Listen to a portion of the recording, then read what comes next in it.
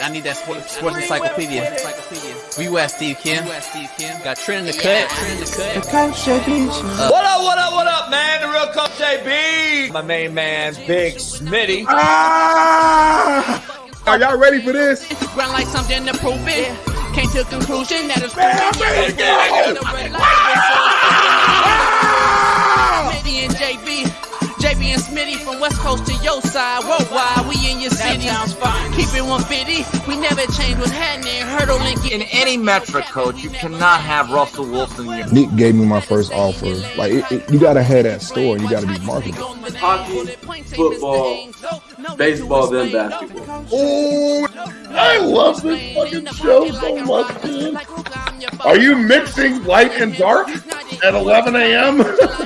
I'm elated that I can be able to coach, that I can be able to mentor these kids, and give them everything that I've learned over the last 20 years. Smitty and Jason Brown, killed it, yeah, it's a rap. We what the games been missing, we switched it and filled the gap. Smitty and Jason Brown, we killed it, yeah, it's a rap. We what the games been missing, we switched it and filled the gap. You are now tuned in to the Coach JB Show.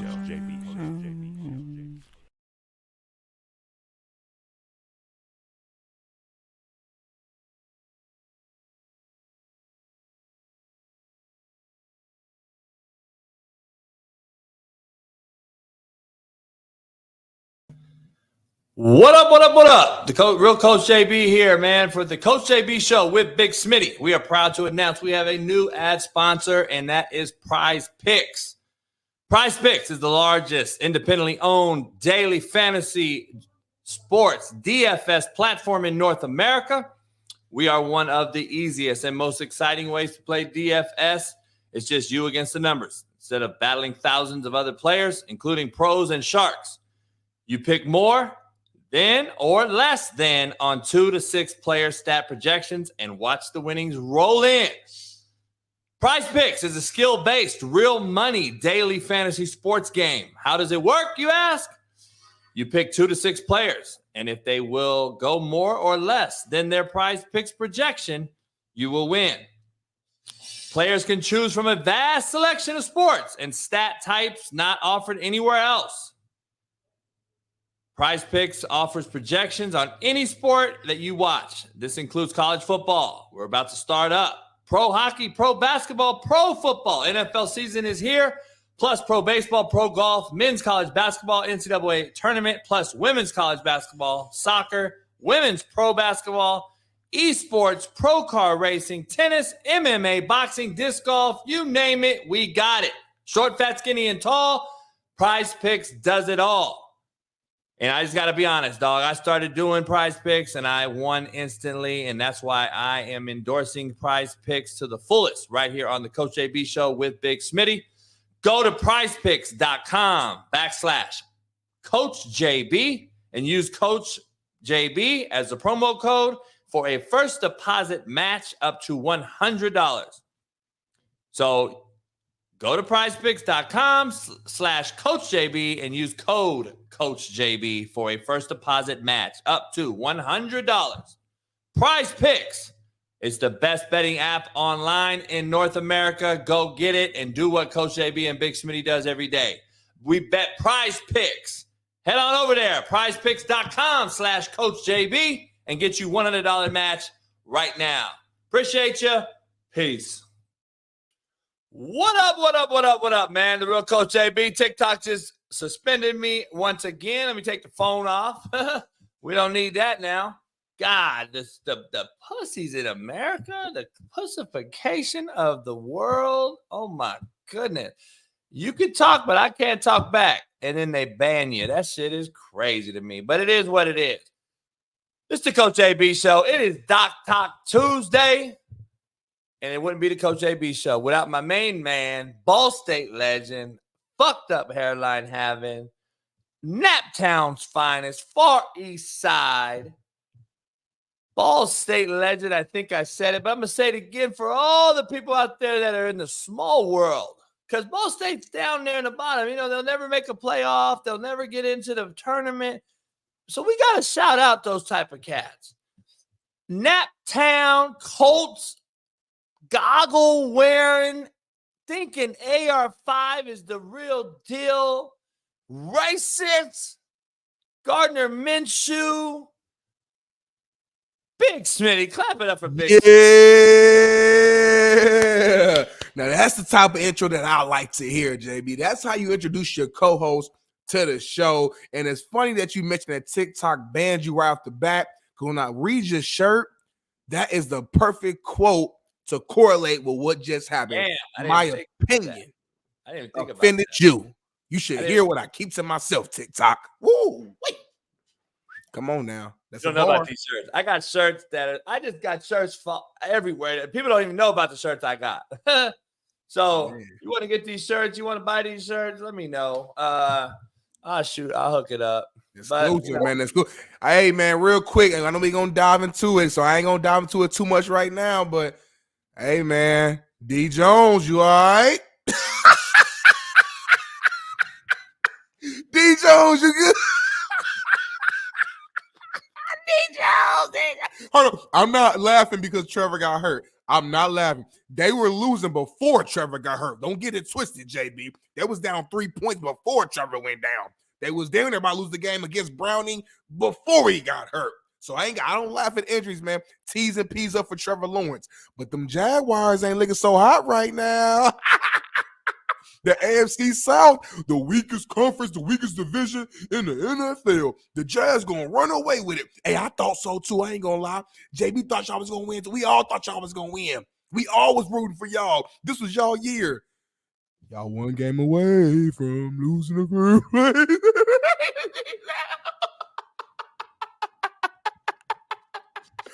D. Jones talked all that shit, JB. Every single show he talked shit.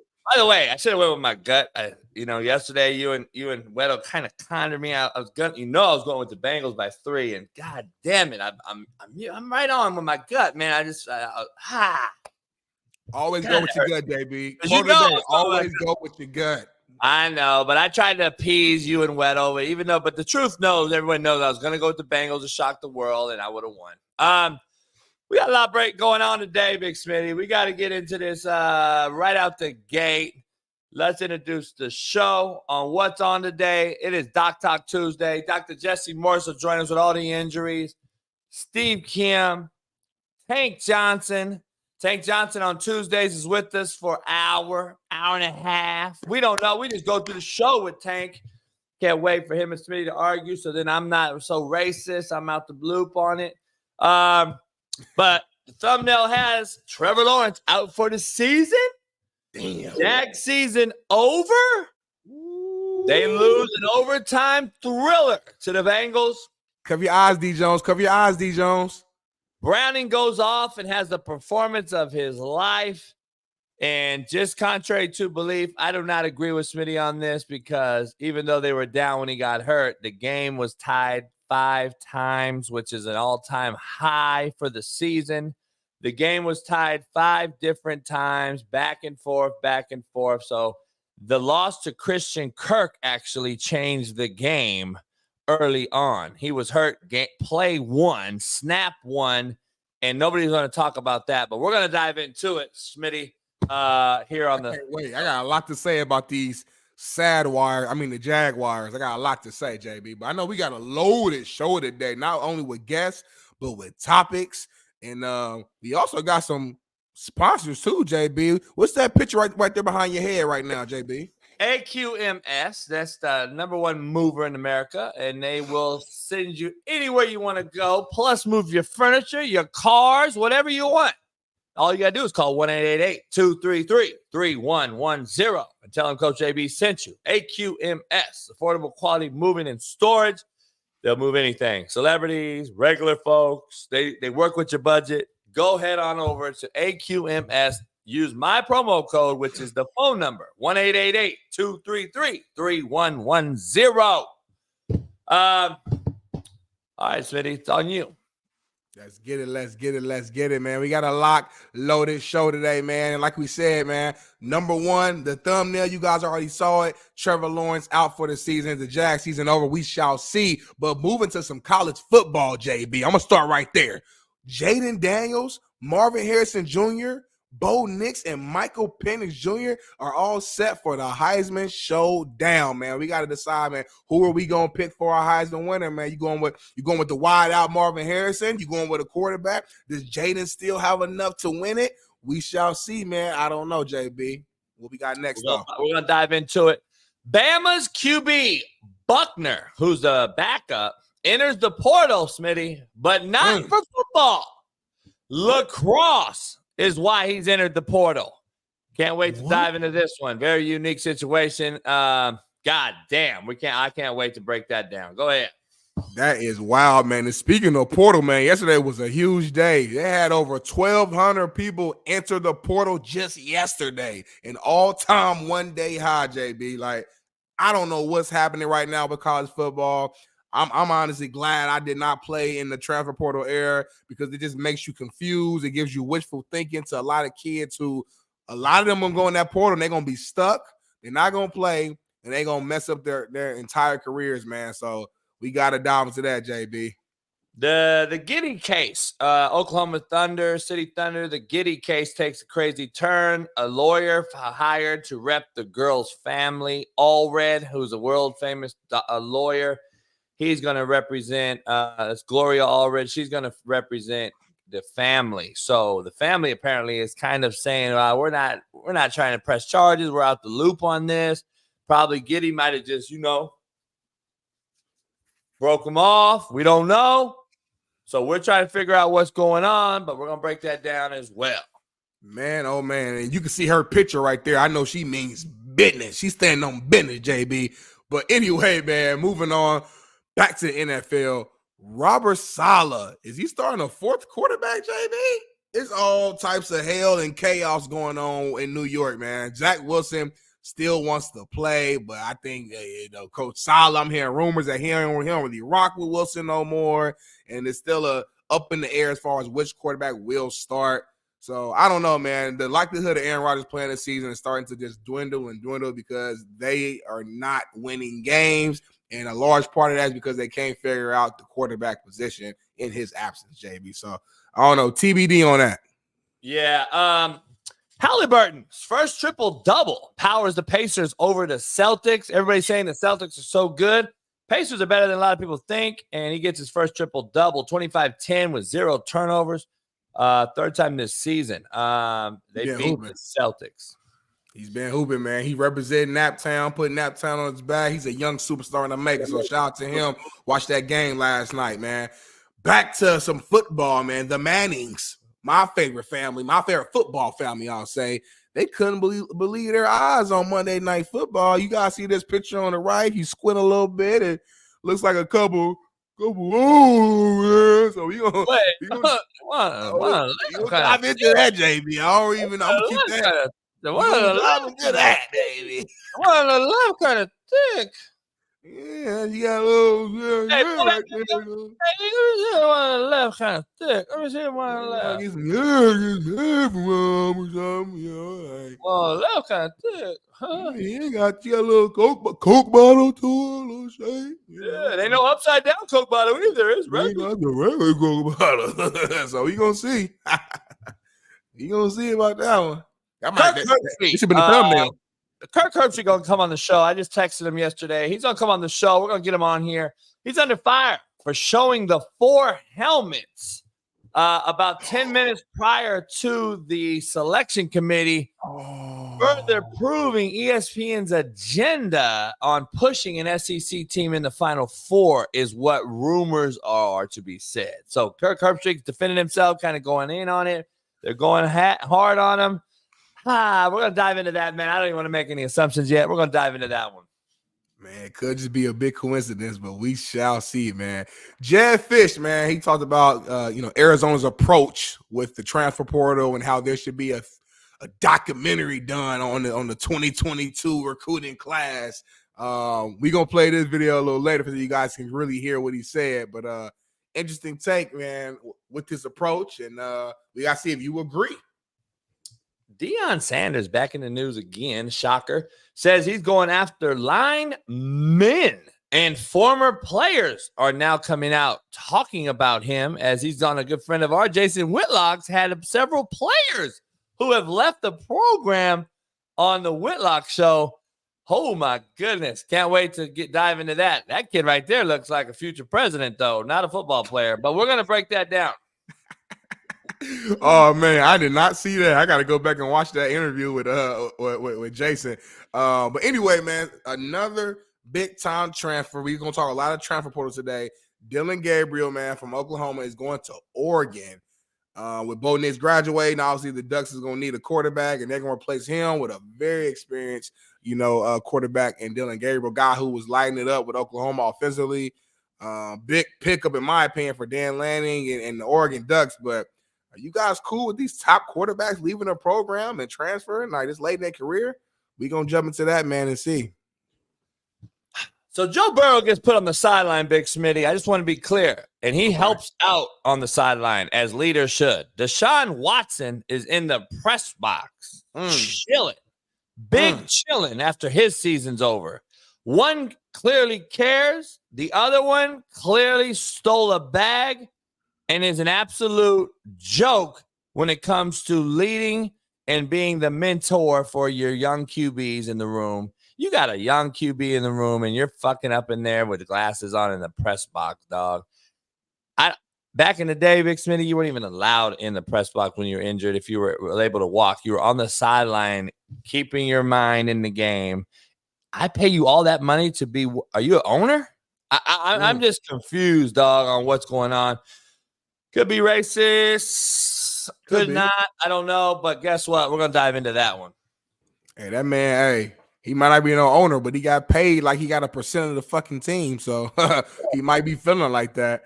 But then lastly, JB, we're going to have some top 5 lists. I don't know if you got your top 5, but I know I snuck me in the top 5, so we're going to have some lists kind of join the show, and we're going to debate about that.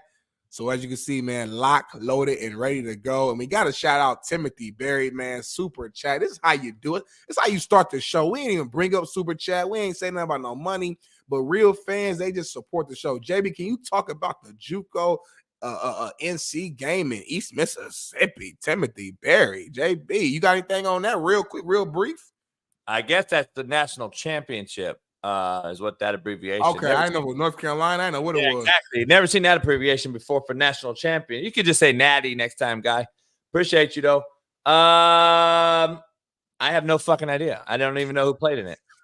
So, thank you though. I didn't know who won. I don't know who played in it. I don't know who won. I have no fucking idea. I could give a fuck less, to be honest. And so do you. Nobody cares. Nobody remembers who won the Natty in about 3 months in JUCO. They're going to remember who won the BCS or now the college football playoff. So nobody's going to care about the JUCO Natty. But it is, I'm glad you're keeping it relevant. I appreciate you. And I don't even know who East Mississippi played. Who they play? Iowa Western or Hutch or who? I don't even know. We got some hell yes, hell no's. We're going to do that with Big Tank to end the show. We liked that segment last week. We got some white people shit, some brother shit, some white girl shit maybe. But let's start off with the morning rant, Big Smitty, and get your take on this before we get into the quote of the day. 1,200 have entered the portal. What a joke this has become, Big Smitty. How have we ruined such a great sport at the most pure level of all, college football? It has been absolutely ruined by allowing kids to fail at an all-time high. The percentage of kids who transfer and actually make it, Big Smitty, are astronomically low. Why are all the adults in the room allowing this to happen? That is the question. That is the question that I want to keep asking. When are we going to stop it, Big Smitty? NIL, accompanied by transfer portal, has allowed for failures of the high school kid, of the college kid, and now you're seeing it at the NFL level. Players are performing at all-time lows due to lack of proper coaching, preparation, fundamentals, and lack of nuts and guts because we have no more tough skin. We lack integrity and mental fortitude when it comes to allowing kids to fail at an all-time high. We are making our future fathers inept when it comes to raising our children the right way. We are enabling, entitling, and flat out allowing all the wrong shit to occur. Not only on the football field, Big Smitty, but in life. And that's what I truly believe about the goddamn transfer portal. That's what I think it's doing. Out of these 1,200 kids, Big Smitty, 1,000 of them, you'll never hear from them again. Never. You'll get 200 of them maybe play.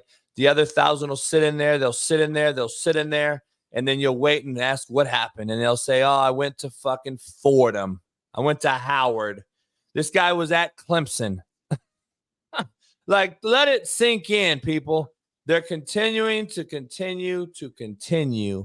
head down the wrong path. But we don't do anything. We allow it. We allow the portal to just sit there and become a cesspool of failure. And I'm just like, dog, it's becoming really, really just disheartening because you're seeing kids sit in there because it's like leading them down the path with no return. And you know the return is zero. There's no U-turn. There's no U-turn at the end. It's a dead end, and that's it. They hit the dead end, and there's no coming back. And that is what happens. Just look at all the success stories of the NIL or of the transfer portal, Big Smitty. Please. And the first two everyone's going to mention is Joe Burrow and Jalen Hurts. Stop it. There's anomalies, there's outliers, and there's exceptions to every rule. Just keep it real. But the percentage overall is very, very low. Most likely the percentage is not going to be Jalen Hurts and Joe Burrow. It's going to be JT Daniels. That is what that's the normal. That's the norm. That is what's really out there. And JT Daniels, by the way, just medically retired. Medically retired, whatever that fucking means from football. You can't retire when you're an amateur, but now we're not amateurs anymore, I guess, in college football. They're pros. But JT Daniels was never a pro. He was never a pro. He transferred 5 times. Just look at all these kids who have done it over and over and over and failed. And you don't talk about it, Big Smitty. I can go get on the stats. We could pull up the thousands of kids that no one ever heard from again. But only people you're going to remember are Joe Burrow and fucking a few others. Jalen Hurts. Yeah. A couple other guys. Oh, yeah, you more current. You could say Bo Nix, being a Heisman finalist. He's transferred. 28. Jordan Addison, receiver. And Bo Nix is 28. Yeah. I mean, he's been in the league. He's been in college football how long? Hella long. I mean, seriously, I think he started in what, 17? I think so. Yeah, I think 17, bro. 6. Joe Burrow's been in the league going on 5 years. Put it like this. Bo Nix beat Herbert in college. Put it like this. Joe Burrow and Bo Nix were in college together. Put it like this. I think Bo Nix might be older than Lamar Jackson. I'm going to look it up. I'm dead ass. What? I'm just like, dog, it's crazy. It's crazy. But Bo Nix is 23. He feels older for some reason. He's 23.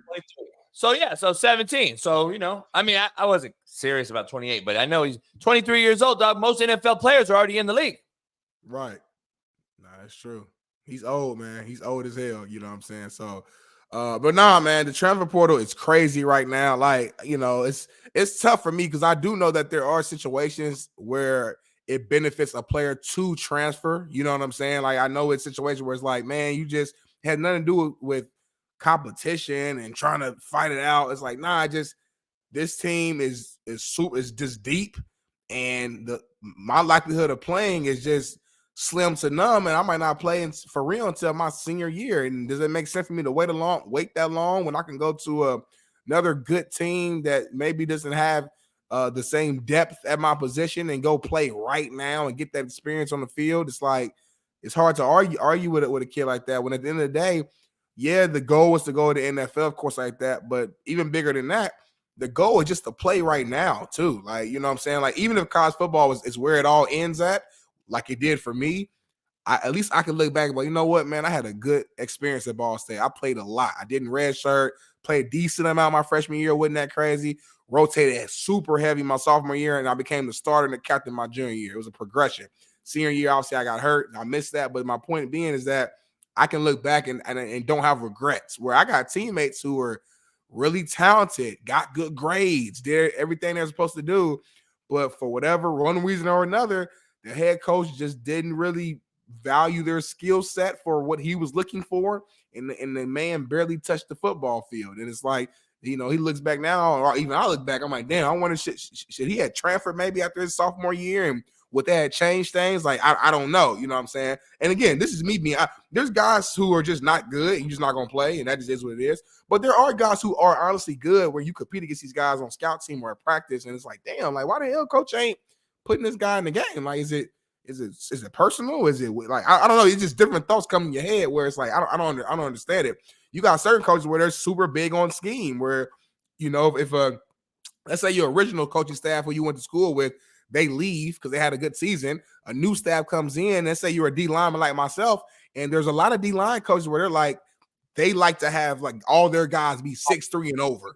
And that's like their particular thing. Like, if you ain't 6'3", then you're not playing for this particular coach. So a cat like me who's fucking 5'11" and a fourth, well, that's going to change everything for me. So I should transfer. So my point of bringing up these examples is because there are a lot of times when things happen that are like out of your control, where it does benefit you tremendously to transfer. Now, where my problem comes in at is when it's the fact that guys, like you said, JT Daniels, when you're transferring 5 times, it's like, okay, bro, like that, like, come on, at some point, what's the common denominator? It's you. Why do you've been to 5 different schools and they're the problems? Every school you went to is the problem. So it's like, come on, bro. At some point, you gotta use common sense. But hey, maybe I just ain't that good. Maybe I'm just fucking up. Maybe there's something that you have to look at yourself in the mirror and be like, maybe it's me. I don't mind a kid transferring once, maybe twice, like maximum twice, but I'm even on the fence with that. But after 2 times, like, it should be a rule. After 2 times, it's a wrap. Like, it's over. And I'm damn near, I really don't even know if I feel good about 2, because you already went to a school initially and committed there. Then you transfer once, you're at another school. So it's like to do it again, that's still kind of a lot. So I don't know. Maybe they should just go back to the old school rule. When I played, you transfer one time. If you got some shit going on, with family, you need to be back closer to home. That was always the excuse when I played. Like, a kid wants to be closer to home because grandma was sick or whatever the case may be. They'll give you a pass to transfer, sit out 1 year, and then boom. I think let the kid transfer one time. Don't make them sit out, but it's a wrap. Like, you transfer once, you're done. You don't sit out, you play immediately, but you're done. You can't go nowhere else. If it doesn't work here, then it won't work. You know what I'm saying? So that's where I'm at. Yeah, it's fucking unbelievable. I don't know how we're allowing it. And football's gonna be over. College football, as you know, is gonna be an absolute joke here in a minute, because you're gonna have 0 football programs, and like I said yesterday, you're gonna have an issue at the academic level. You're going to have a major issue in the academic level with financial aid, fucking Title IX. You're going to have a lot of issues at the 4-year levels, especially the mid-major level, the smaller school that doesn't have these huge resources. You're going to have a lot of major issues. I wouldn't be shocked if the North Texases of the world and the Rices and the fucking Sam Houston States and all these smaller places fold and eventually in the next 10 years. I wouldn't be shocked at all. I don't know. It's going to be interesting. It's going to be very interesting. I want to show you this real quick. Where is it at? Pop it up, Bailey, because I can't find shit. All right, here's the transfer portal numbers as of right now. That's crazy. Damn. Almost over 4,000 total. Yeah, now it is. Yeah. Golly, so 1,200 were just the FBS basically. Golly, yeah, that was just D1. That's why I said it. But yeah, it's never the total. See, the total is going to be 7,000 by the end of the week. Yeah. I remember though, this is men's football we're talking. This isn't women's soccer, women's softball, women or men's basketball. This isn't any other thing. We got a fucking guy going into the lacrosse portal. This is everybody. It's not just football no more. So please make sure everybody understands that. Like, this is just football. So, Man. I'm just saying. Let's get into the quote of the day, man. Start to show up and get to number one here. Make sure you head on over to betonline.ag. Use the promo code BELIEVE, BLEAV. You get you 50% off plus welcome bonus. Quote of the day. It is better to face the truth of life's harsh reality than live in the falsehood of make-believe happiness. Like that one. I'd rather just get told the truth, Big Smitty, nowadays. At this age, too, I'd rather know the truth, hear the truth, tell the truth, than hear all this fake massaging. I've been massaged and bullshitted and patted on my back my whole life just to be fucked over or lied to or told some bullshit that just blowing smoke up my ass. I'd just rather be told the truth. Tell the truth, hear the truth, accept the truth, move on, be better. I don't know. Contrary to belief. Brought to you by Prize Picks. Contrary to belief, hard work still trumps handouts. Contrary to belief. Hard work still trumps handouts. Contrary to belief. Integrity still shows one's true character. Contrary to belief. And character is still defined by one's actions, not words. Contrary to belief. And effort still requires zero talent. Contrary to belief. Effort still requires zero talent, and that's in everything you goddamn do. You don't require any effort, dog. You don't need talent to have effort, Big Smitty. To give me effort, you don't need talent. You don't got to be the best talented guy out there. But when you say effort is a talent. It's not. It's a determination. It's a internal skill set. Fortitude, mental strength, fucking will to not lose, will to succeed, all that shit. There's no talent in effort. It's just a matter of me versus you. I'm going to outwork you. I'm going to outgrind you. You're much more talented. Dog, I was nowhere near as talented cat as I was in college, but I never lost the starting spot because I outworked everybody. And then I had a, big time cannon. Man, smart. I could throw this, spin it. But I'm just saying, athletically, like as far as running 4.4 and I wasn't that guy, but I outworked you. Same with me. So I don't know. Same with me, and that's probably why you get along, JB, because I wasn't that guy either. My actual numbers outside of like bench press was like average. But you put the shoulder pads on, and no matter where I started at, I ended up taking over. I ended up becoming a starter in high school, and I became a captain. I ended up earning a full ride scholarship. People be, oh, you with the Ball State. I hear you, but my entire college was paid for. I didn't drop a dime in college. They invested 6 figures in your boy to go play football. So I don't care if it's MAC, SWAC, DAP, or CAP. I ain't pay a dime to go play football and get my education paid for it. So, go to college, become all conference. I'm the same guy, bro. I'm 5'11". I'm fucking short legs, fucking little hands, big ass hand, big dick. Like I got those things, but like I ain't the fastest guy in the world, but I go out there and make plays. Y'all saw that squat video yesterday. Y'all was nervous when Bailey put that video up on there. So this is a hard worker, man. I'm not gonna be outworked by anybody, including JB. Timeout. Can we do stat of the day? Please do. In honor of my main man, Hector, I'm going to do stat of the day. Hector is a betting extraordinaire. He said best show on Planet ERF on the internet. They opened up a dispensary by me, and they were selling watermelon strawberry weed. Shout out. Hey, what do I know, Hector? Here we go. Stat of the day. Patrick Mahomes is 66. It's .667 winning percentage this year. He's 2.2 pass touchdowns to interceptions. His pass rating is 90.1. Yards per completion is 10. Game-winning drives, 1. That's Patrick Mahomes this year. This guy's winning percentage is .667, the same.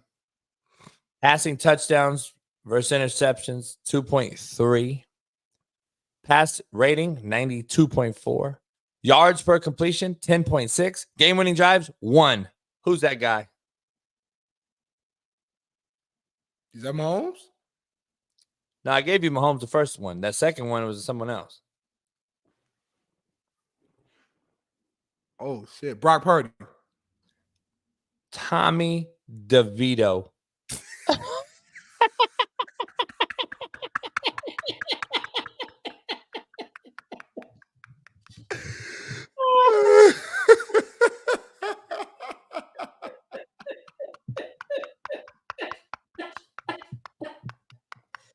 Tommy DeVito is a fucking has the exact same stats as fucking Mahomes. Holy shit, homie.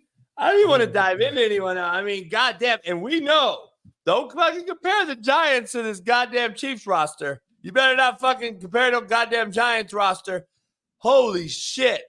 Patrick Mahomes is so fucking elite, though. So what you're saying is the Chiefs will be better with Tommy DeVito at quarterback, or they'd be the same. Probably. Damn near. Probably. We got a lot going on. Wait till Doc gets in here. But let's start off with this banger. Trevor Lawrence out for the season. Jag season's over. They lose Christian Kirk. First play of the game. They lose an overtime thriller to the Bengals. Browning goes off and has a performance of his fucking life. The Browning cat. Washington, UW. Browning over Burrow. UW's finest. Hell, look at that dime. Chase dropping a one-hander. Woo, shit. Browning over Burrow. I don't think nobody could expect this. UW, Pac-12's finest last year. Browning representing. Look at that sail on that ride. He got that ride and that sail in there. Pulled the defensive end down. Pulled the backer down. Sold it. Look at this. Look at this ride in the line of scrimmage. This motherfucker looks like mechanically better than a lot of quarterbacks in the NFL. I'm going to be honest with you. Mechanically, he is looking right. I mean, he is selling this thing. Pull up, bam, get your feet set. He has been coached the fuck up. This is how you play quarterback in the NFL. I'm just telling you right now. He only incompleted, 5 balls last night? Efficient, JB. Efficient. So can we just get back to my official take over the last 2 years? That you don't need to pay these motherfuckers when you got these guys as these backups who are doing the exact same thing, if not better? Slow your roll, JB. It's one game. Doing the same thing? Slow your roll, JB. But have I not been saying these backups have been doing the exact same things as the guys we're paying hundreds of millions to? Have I not been saying this? You've been saying it. You've been wrong, but you've been saying it, yes. Have I been wrong? Cooper Rush proved me wrong? No. Yeah, yes, he did. Cooper Rush, listen, Cooper Rush is my guy. We played each other in college.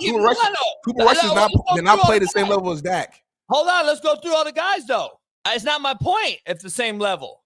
What I'm saying is you're paying a guy absorbent amounts of money when the backup guy are doing the same things.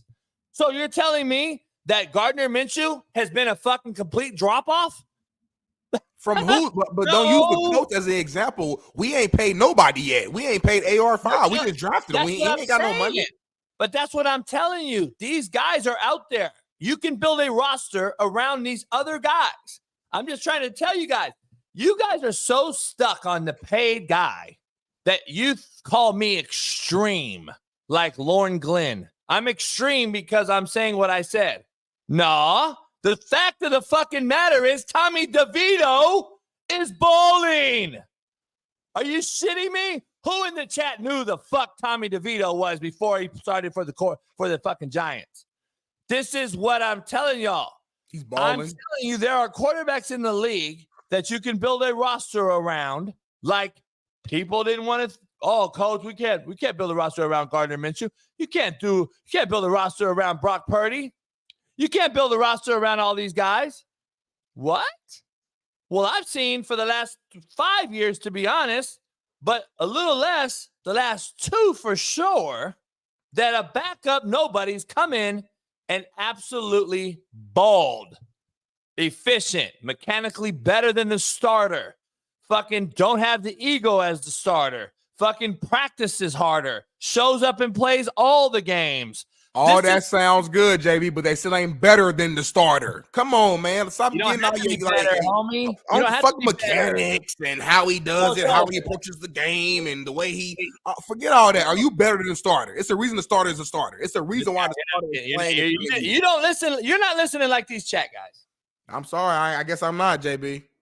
I guess I'm not. All I'm saying is you don't have to pay these guys, and you can build a better roster than paying a guy who's going to be in the fucking press box like Deshaun Watson right now, while your other quarterback's out there as a rookie playing right now with a great defense and just basically getting put out of the playoff hunt. Why not pay a guy? Why pay the guy if you're going to continue to miss these games and not be there? You're talking about he's better. So what? He might be better skill set wise and talent wise. That doesn't mean he's playing. He's not giving me no ROI. I get zero return on the investment. Zero. Let's use the Browns as the example. The Browns were winning when Deshaun was in. Yes, he got hurt. Football happens. Motherfuckers get hurt. Trevor Lawrence got hurt. Burrow got hurt. AR5 got hurt. Aaron Rodgers got hurt. Fucking Kirk Cousins got hurt. A lot of quarterbacks got hurt this year, unfortunately. That's just what it is. I hear what you're saying. You know, invest less into your quarterback, invest more into your roster. But at the end of the day, this league, you need a quarterback, a good to great quarterback to win when it matters the most. If you want to have an average season and maintain, cool, you can make it happen. But in order for you to actually win the big game, you need that big dollar quarterback, and that's why you pay that quarterback that money. Because for the long term, for the stretch, for a decade, you want to be able to have a guy who you can count on and depend on. Not for 3 games, not for 4 games, not for a half. Browning, shout out to Browning. He had a hell of a game, y'all. But let's time out. He's not Burrow. I was joking earlier. Burrow. He's not Joe Burrow. Let's slow down. You're proving my point. You said dependable. You said the guy that's there when it matters? Yes. You just said get a guy in there. Are you kidding me? They're not dependable. They don't win games, and they're not there when it matters. Who's not winning games? What are you talking about? Hold on. Time out. What's Lamar Jackson done?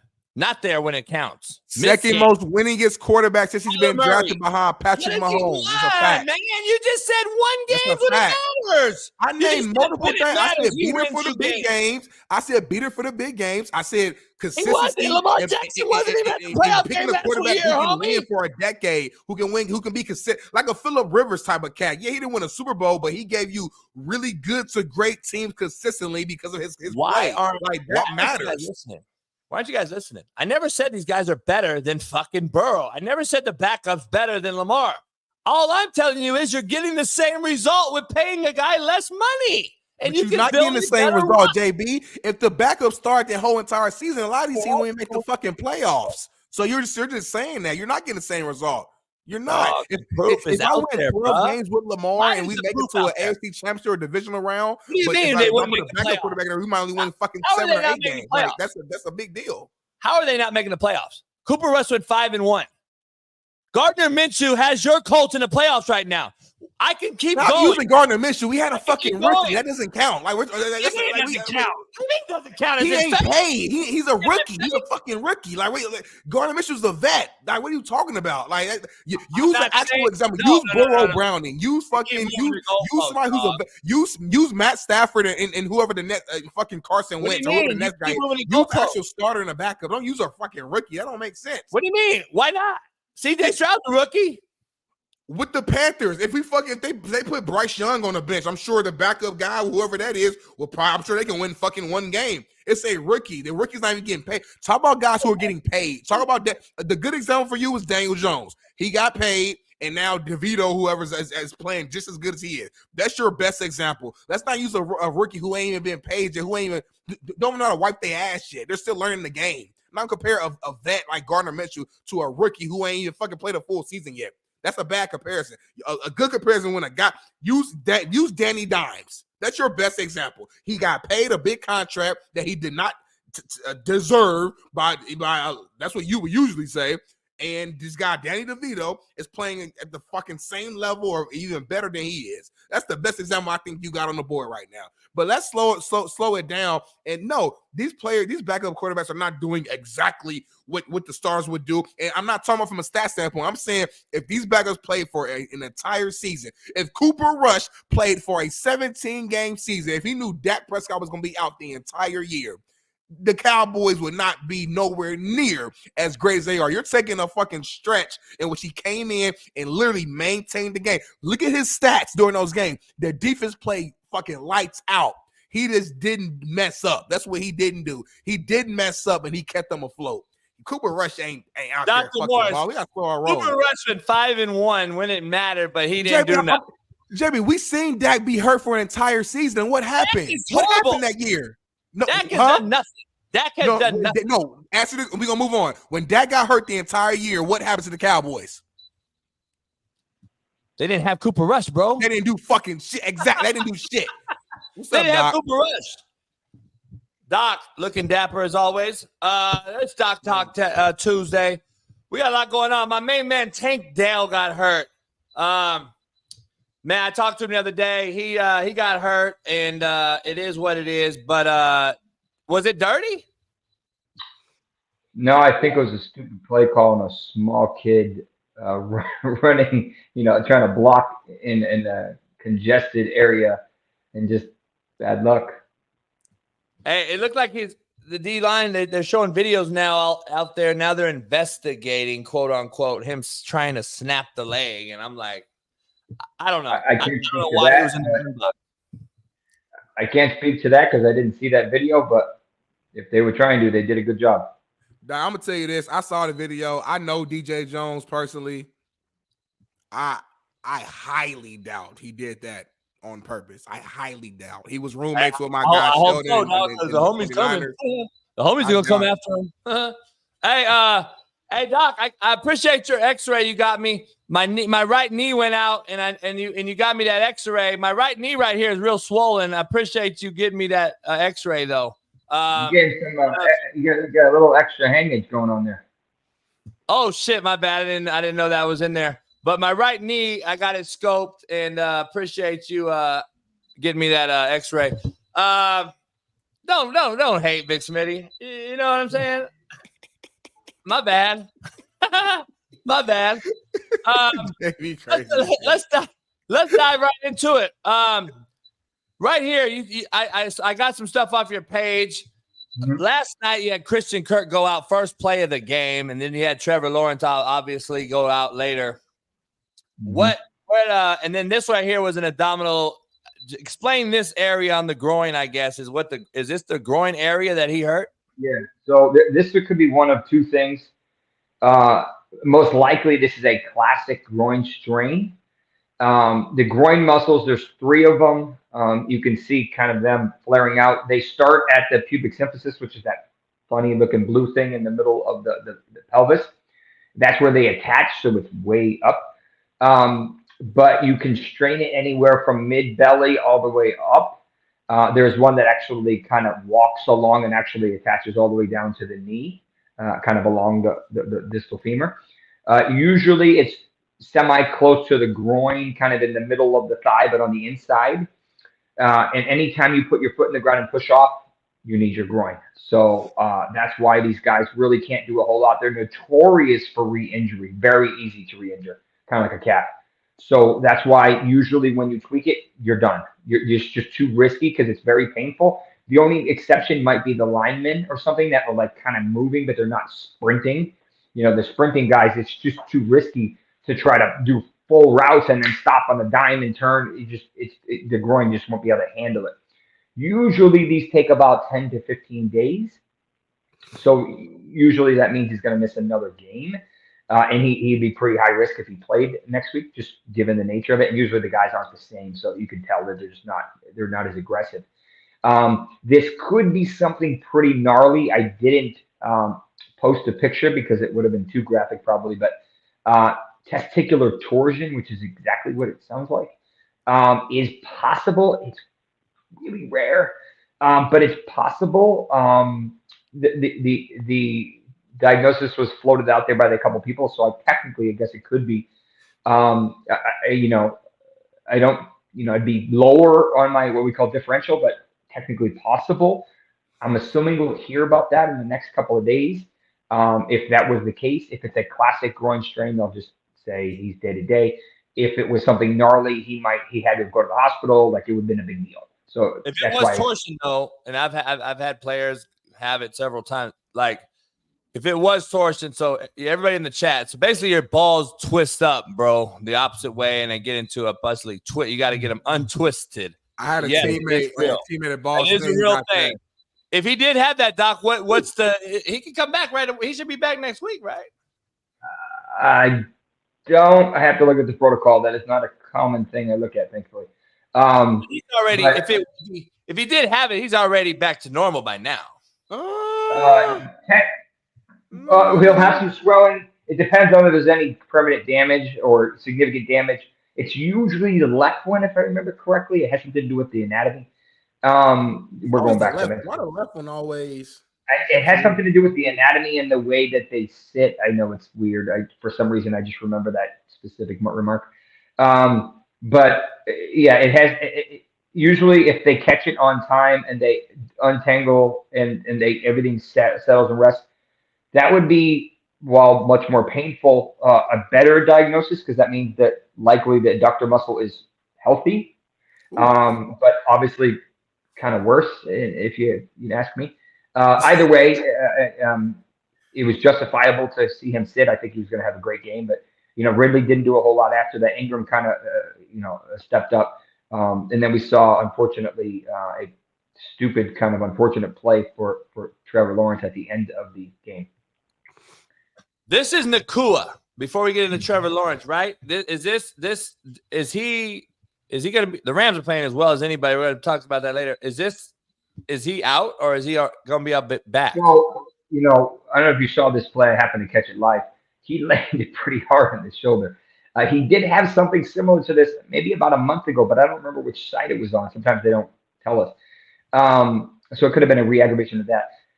They initially called it a rib, and while it could have been a rib, it looked like a classic AC sprain.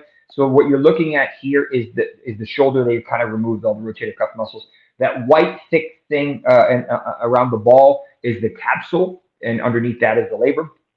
Above that is where you have the collarbone, which is the bone thing that comes across. That is attaching to the acromion, which is right to the left of the type 1, that word underneath it to the left. That's the acromion. That's the tip. If you were to feel your shoulder, that's your tip. And then there's a bunch of ligaments that control and connect everything. There's probably like 5 or 6 if you count them all. Those are the things that get stretched. So in a type 1, which is what Keenan Allen had a couple weeks ago, a lot of guys get these. Despite wearing shoulder pads, these get a little bit banged up. And it hurts to do this. It hurts to do kind of anything. Derek Carr had this. This is what he tried to play through a couple times. It's a lot harder to throw than it is to catch with these. This is also what Anthony Richardson had. But Anthony Richardson had the type 3 all the way to the right. And that's where you can see where nothing is connected anymore. That's why he had to have surgery, because for a throwing quarterback, it's too risky. For what it's worth, you've probably seen the pictures of Keenan Allen floating around with I think it's his right shoulder, that has that crazy bump. That's because he had a type 3 that he never had surgically fixed. That's what it would look like. That would be. So Nakua likely has a type 1 just based on how the commentary. He will play this week. He'll be a little uncomfortable, but I don't really expect a big performance dip. I was a little surprised that even with him out, Kupp didn't do a whole lot. He kind of salvaged his day with a touchdown, but again, I was expecting, a healthy Cooper Kupp would have taken over the game. He would have had like 10 for 150 and 2 or some crazy number.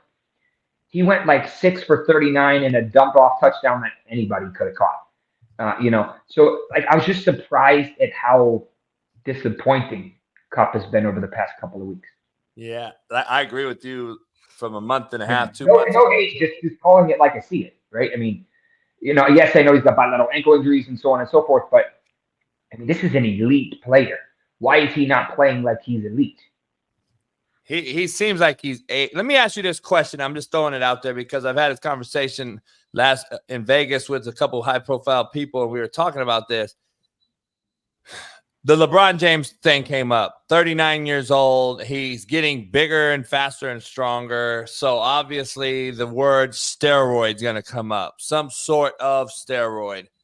Is this an underlying issue that no one's really discussing in a lot of other? We were with some few ex-NFL guys, and they're like, bro, these guys are on some stuff, and it's deteriorating the skill player faster than it's helping them. So you saw the high of Cooper just 2 years ago, and now if he indeed was on certain things, is this the deterioration of those side effects?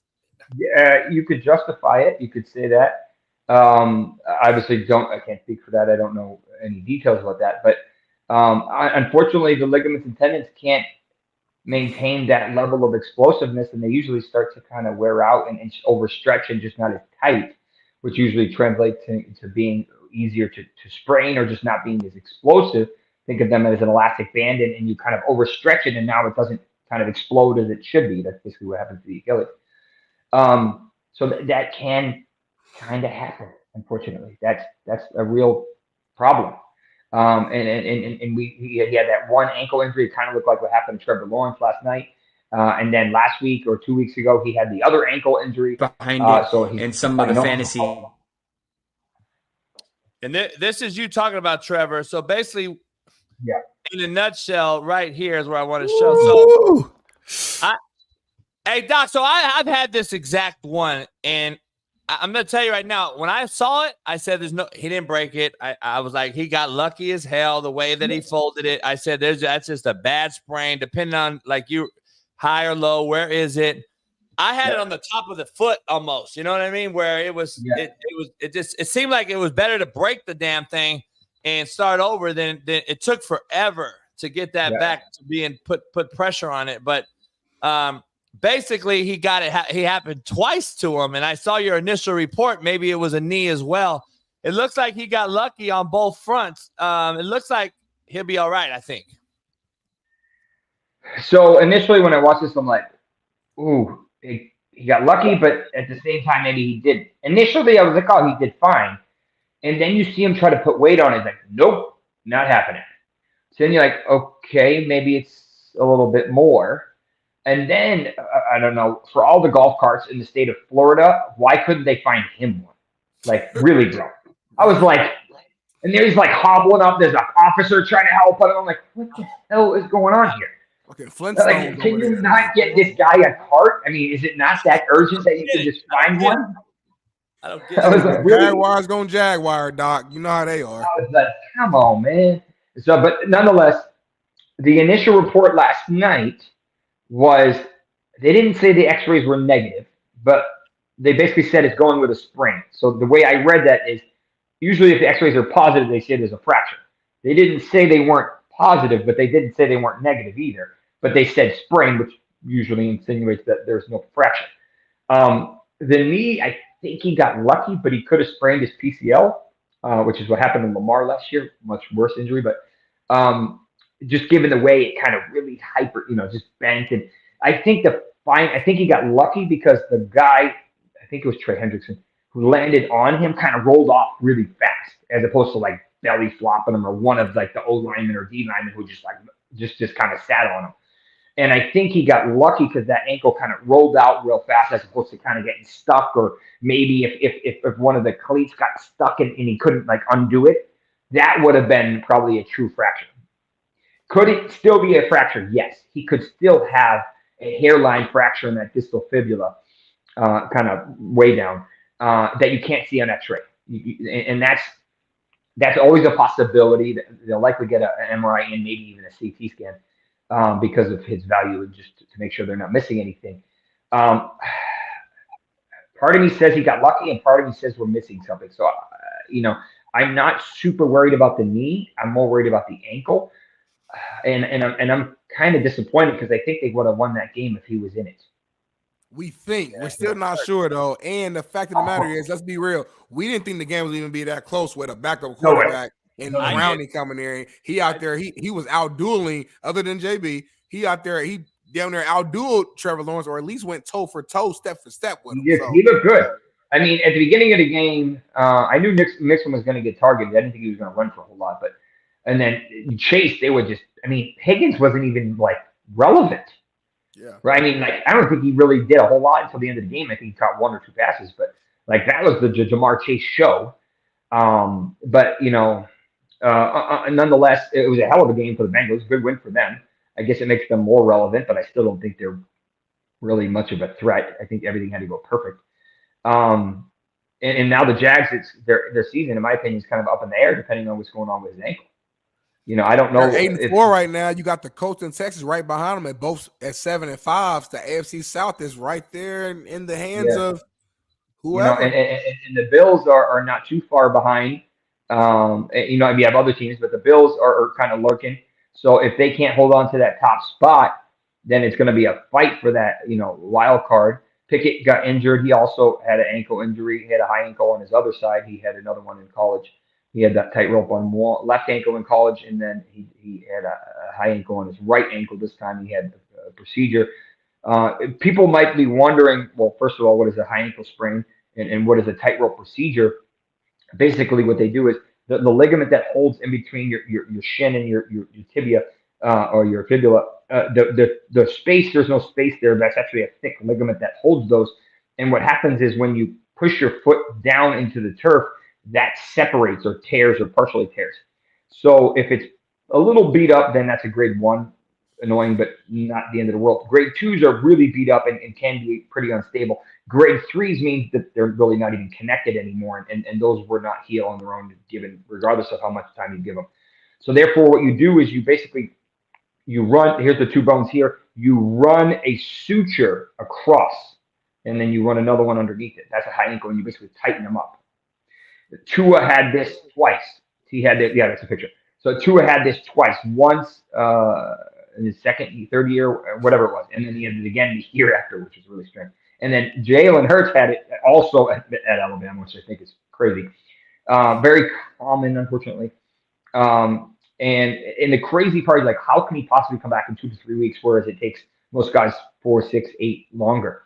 And it's because he's a quarterback, and he doesn't need to be super mobile. And these aren't if there's a fracture, it's a different game. So if there's a fibular fracture, which is probably how Tank Dell's played out, which what happened to Tony Pollard last year, then you can't. Then it's several months. But as long as the fibula is stable, then it has something to tie into, and you'll be okay. If it's not stable, then you have to put that plate you just saw, and you need to wait for it to heal before everything. So that's why there was no way he'd be able to come back. So that means that his fibula was okay, and he just did quote unquote just did a high ankle. But it will probably be week 16 because of the short week, and then just next week I don't think he'll be ready. Hey Doc, before we talk about a couple injuries before we get out of here, let me ask you define or kind of break down what EPOs are. I know it's erythropoietin. Yeah, erythropoietin. Yeah. So EPO is what your body uses to basically create red blood cells. It does a lot of things, but that's to make it easy. Is that like now in rub form where cats are using it, like Lance Armstrong did and all these other guys? So there's a couple you can. It's really easy to test for. It's pretty straightforward blood test. So if you're really high, you're probably spiking it.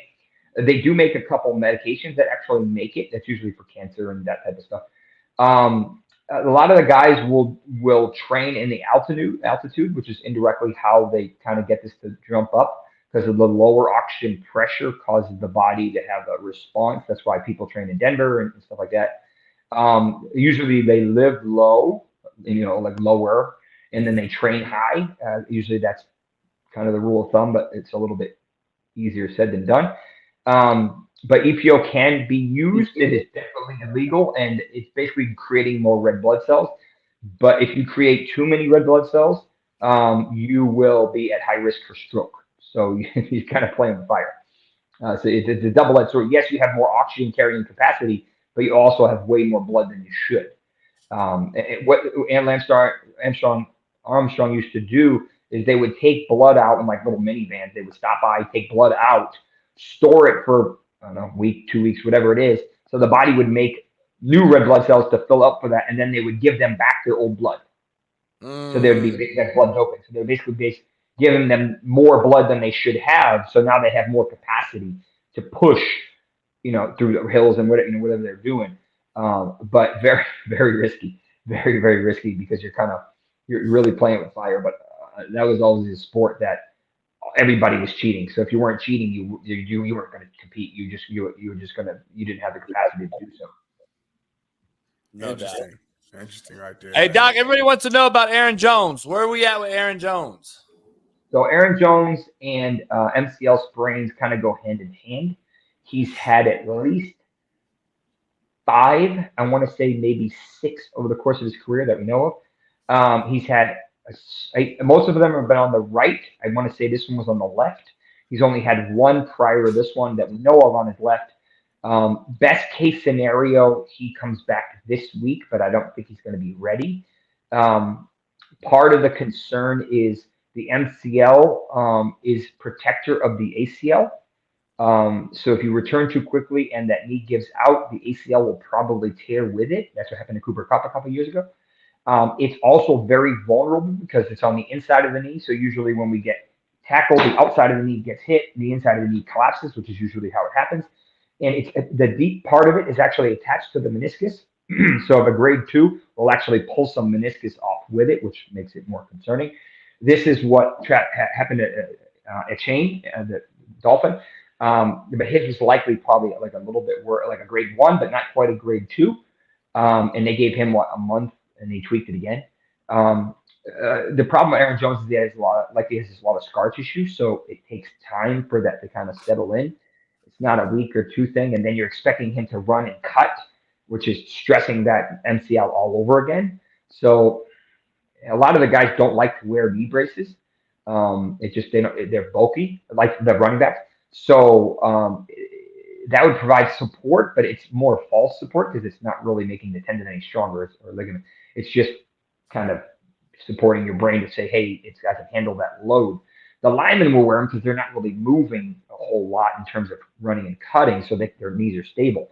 So that's why you'll see MCLs come back with linemen. Sometimes they even play with a grade 1. But Aaron Jones probably not going to be back this week. And if he is, I would like to see him practice a couple days in a row. And even then, he's kind of risky. What about I believe didn't Derrick Henry get hurt this past week as well, if I'm not mistaken? What happened there? Fascinating. I went back in his injury history.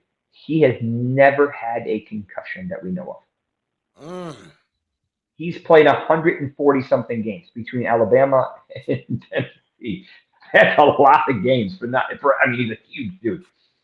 They initially said yes, he had a concussion. They ruled him off for the rest of the game. Then yesterday, Vrabel, I think he got fired yesterday, but Vrabel said no, he's not in concussion protocol, so I don't know which one it is. I'm assuming we really won't find out till tomorrow. If he practices pretty much in any capacity or full, then he didn't suffer one.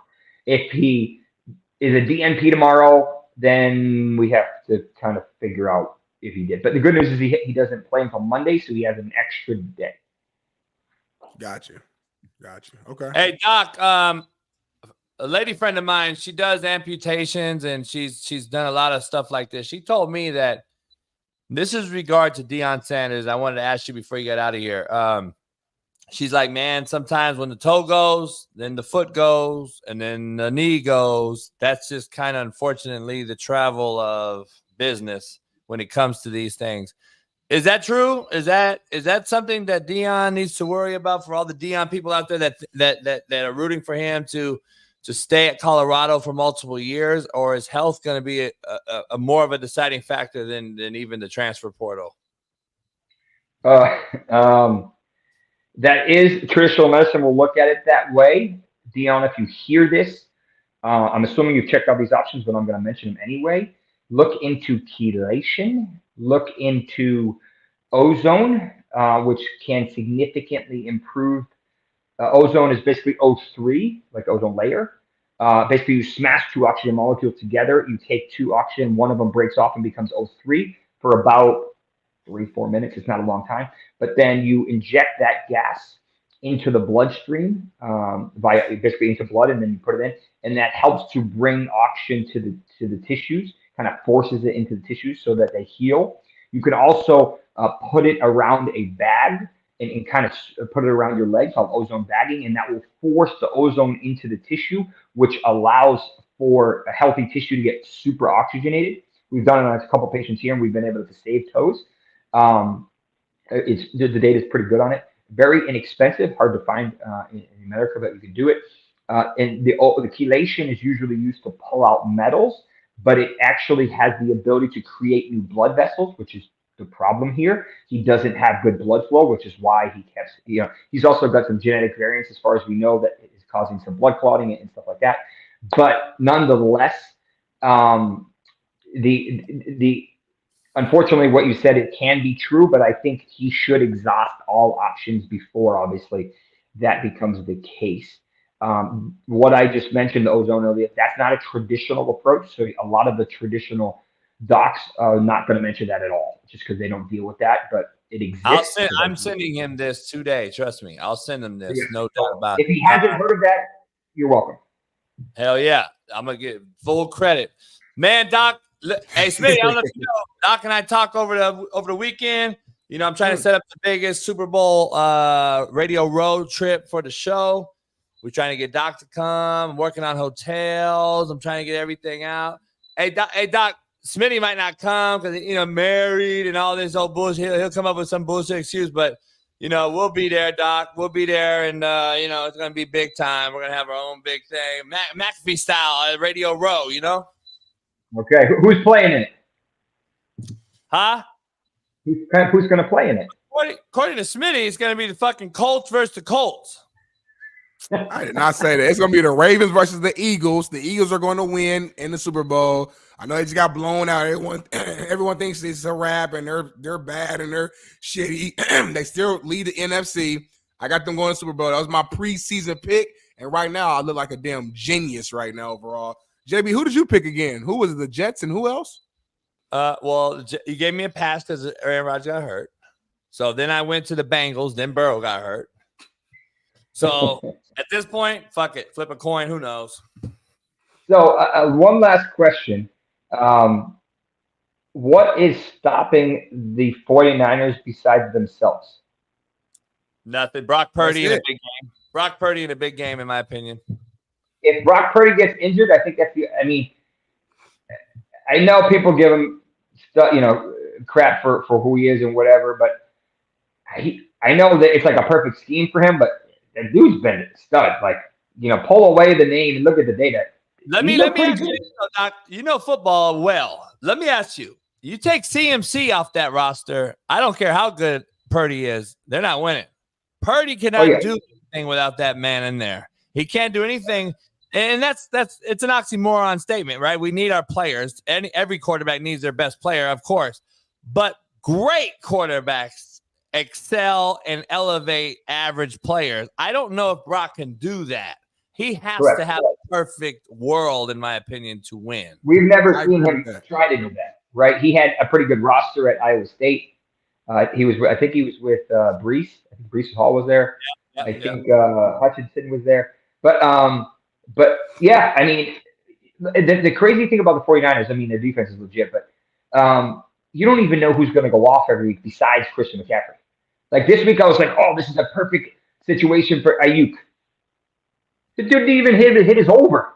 I know. Like, and then Kittle went incredible, that beautiful pass in the first half, and then all of a sudden he's like, where'd he go? And then they're up by 20. Like, don't even matter. Who cares? Just throw in Mitchell. Had the game of his life. So Debo and CMC had 130 yards from scrimmage, and then Debo had 3 basically hitches for 80. Yeah, and the crazy thing about that is you don't even know who's getting the ball. Like, that's the problem with them. Like, literally, anybody can do anything. And it's just like, so that's what makes them so scary. But, all it takes is one bad game, right? That's the problem. It's not like playoffs or baseball where you need several or basketball where you need several. One and done here. So Yeah, but I'm with you though. I mean, I like the Niners at their best to me is the best team, but it's hard for me to not look at the last couple years, and it's always something that happens. I'm not wishing injury, nothing like that, of course not, but it just something happens. And I agree with JB on this. I do think Brock Purdy needs everything to be perfect for him to be a good to great quarterback. Like when everyone's healthy in there, he is one of the top quarterbacks in the league. But we saw earlier this season when the Niners went on that 3-game losing streak, it wasn't just CMC that was dealing with injuries. Debo was out and Trent Williams was out. Trent Williams is a big key. He's a huge key to that team. And I know he's an offensive lineman, so it's not a sexy position. We don't talk about it, but he's the best tackle in football. And when you don't have that guy in the game and Purdy's getting pressure, he gets uncomfortable and he starts to make bad decisions. So, hey, Doc, play one question with you. We end the show with every day. Hell yeah or hell nah. Hell yeah or hell nah. Brock Purdy's your MVP. Hell no. I know, I get it, but he's moving up. Vegas has him moving all the way up. I mean, I don't take anything from him, but I think he's the result of collective parts. He's the sum of the you know. Imagine what Mahomes could do with his part, or Burrow, or whoever. Just pick another stud. Vito. I would like to see Tyreek get it, just because I think it would be crazy. I mean, that kid. He's like my guy. He's crazy. I mean, he's on another level. You can tell him what you're doing, you still ain't gonna be able to do it. It don't matter. It's just crazy. We had this argument yesterday, Doc. A lot of people are talking about this. A couple guys came out, former NFL players. They're saying Tyreek Hill is a better overall wideout than Randy Moss. You agree to that? Whew. I mean, I think we saw Randy do some of the crazy stuff you'll ever see. I think 156 touchdowns Randy Moss scored. 156. So I think that Randy had the classic stature that you dream for. Tyreek has one amazing asset that unfortunately no one can really touch. You know, that speed, just throw it up and make sure it's relatively, able to be catched, and it's over. You know, whereas if you're in a tight box, you're not going to be able to box out like the greats, right? But if you have like one skill set, not one skill set, but one elite skill set, then that's what makes and as long as he stays healthy, I think he's going to break the 2,000. I mean, at this point, he hasn't even really been playing a whole lot in the fourth quarter. They don't even really need him. But the in terms of like your TO size, like those guys were freaks. Like Megatron, like they're just different receivers. But yeah, we don't have it anymore. Tyreek is so unique, right? He's a freak. And you get one step on you, it's over. It's over. You're not catching him. So that's and he has to be on the same page with Tua. As long as Tua can get it to where he needs to be, you saw that. I mean, he was 1 or 2 steps and it's over. I mean, he's gone. Real quick, because I need some clarity on this. Me and JB been kind of going back and forth on this. If Tyreek breaks the 2,000-yard receiving mark, is he the first receiver to do that, or did Cooper Kupp already do that? I've been confused on the numbers here. I thought we pulled it up, didn't we? Cooper Kupp got 2,000. We pulled him up, JB. I swear to God, everybody in major media, everybody keeps saying if he does it, he'll be the first one to do it. I keep hearing both sides, but when we look it up, I don't remember, to be honest with you. I know Cooper did a monster season, but I don't remember the final lines. I think I saw a stat today that will make, or it might have been yesterday, that makes it a little bit more relevant, though. Currently, when you look at Megatron's crazy season, he actually ran a significant more routes. Even though he'll have more yards, he had a ton of yards and they play an extra game this year. Tyreek doesn't run as many routes. So he's more efficient, right? So if you look at the routes, total routes run, not games played, because at the end of the day, if you run the same routes, it doesn't really matter. So that's how, in my opinion, you can use it. So yes, 16 versus 17 game schedule, but if you're running 500 routes, and this one runs 500 routes, it shouldn't matter if you're playing an extra game because you're still running the same amount of routes. So but I don't. It's impressive. The confusion for Smitty is, and this whole thing was Cooper Kupp had almost 2,500 damn yards, but it was throughout the entire Super Bowl run season. So that was playoff games. I think he had like 1,950 before the playoffs started. Oh, okay. So that's all I need to hear then. So yeah. regular know they season, were no one has ever got 2,000. Yeah, but I didn't know they were strictly talking about Tyreek for the season. I'm thinking, okay, you're going to beat Cooper Rush's record. I don't think Cooper Kupp's record is ever going to be broke. I don't think you're going to break 2,500 yards. Well, your Dolphins need to go to the Super Bowl. If Dolphins go to the Super Bowl, Charlie, you definitely do that shit. You can't have a bye because then you lose a game. Right. Yeah. I mean, you could do it, but the numbers would be crazy. Yeah, he ended up with 24. He ended up with 24-25, and he had 480 in the damn playoffs. Gotcha. Yeah. So yeah. But I mean, it's amazing, and he was targeting crazy. I mean, his volume of targets was literally playing catch. I mean, if you gave Tyreek the same volume, he'd already be at 2,000. Yeah. Like that's did Tyreek miss the game this season, or am I tripping? What's that? Did Tyreek miss a game at all? Or no, he played every game. He's been banged up. He had a hand. He had an ankle. Gotcha. I forgot there was another thing, a quad maybe. But he hasn't missed any time with injury. He missed quarters. He had a cramping. But most of the time it's because they don't need him on the field. The game's already pretty much over.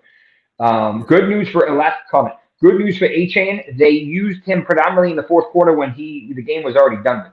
So they're not worried about his knee. And that was always the question because remember he just re-injured. So no concerns with A-Chain. Yeah, and he looked good, but it was risky, right? I mean, there's always that risk there coming back after a re-injury. Kind of like Christian Watson with the re-injury to his hammy. That was a smart coaching move though, because like the game was already over, and this is a guy that you're going to need if you have any chance of making a deep playoff run. So it's like go out there, get his confidence back up, which they did. He looked really good. Now he should be back rolling. So man. All right, guys, we're gonna take off. All right, Appreciate you, Doc. Peace. Take care. Doc Talk Tuesdays. I'm glad we got that clear. We got that clarified because I'm like, JB, I'm seeing all these articles of people saying he's gonna be the first one to ever do it and this, that. But then I see another thing, Cooper Kupp, the first receiver to ever break 2,000. So I'm like, damn, which side is it? So I'm glad we got that cleared up. Yeah, we got Steve Kim coming on. Then we got Tank on. So we got a loaded show still. We got still loaded. What does based mean? Based? I keep hearing Coach JB's based. What does that mean? What is that fucking weirdo fucking soft? Spell it for me, like BASED or BAST? Yeah, based. If my guess would be like, you don't even know that? I've never heard. That might be some 18-year-old shit. Only thing I can think of, maybe is that like saying you're high, like some cocaine type shit? I have no fucking idea. Everybody in here saying it. What is based? Or are they trying to spell biased?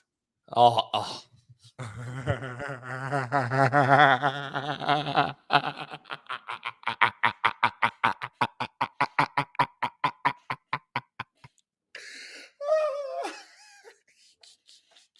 There's no way, homie, because there's not one person that has said they've been saying based for. I've been seeing it for months. Everyone says based. No one says biased. If they mean bias, and then the world, we're just so fucking dumb, dog. Like, there's no way that they can. Oh, homie, if it's biased, dog, I'm telling you right now. I don't think they teach spelling no more in school. They don't teach. Shit. You know why? Because it's fucking text message everything, and it auto corrects you on your phone. Yep. Why do you think fucking illiteracy on a serious note? High? Why do you think illiteracy is at all-time high? I'm not gonna lie, my spelling has gotten worse because of texting. So what I do now, JB, a lot of times, if I'm spelling something and I'm texting it and I see that like I'm doing it wrong, like the little spell check will pop up, but I don't use it. I might look and be like, okay, that's where I fucked up at, and I'll make sure from my mind that I type it out all the way myself because I'm trying to like get my brain back to working. Like I feel dumber now than I did like 5 years ago. I'm dead ass here. My memory's not the same. The way that my spelling is like and I think it's because the technology's taking away so much shit. It's making life too easy for you, and it's having a reverse effect. Base means common sense. You are based in reality. Base is like having an opinion that goes against the popular way of thinking. Base, like in your beliefs, also usually more conservative in values. Base basically means that you keep it real, coach, which you do. Based on facts. Base is from the Bay. Just means you're wilding. Bass means dope. It comes from the Little B era, the rapper from the Pack, the same group that made Vans coined in the early 2010s era. A word used when you agree with something or when you want to recognize someone for being themselves. Correct. Bass is not just conversation. Bass is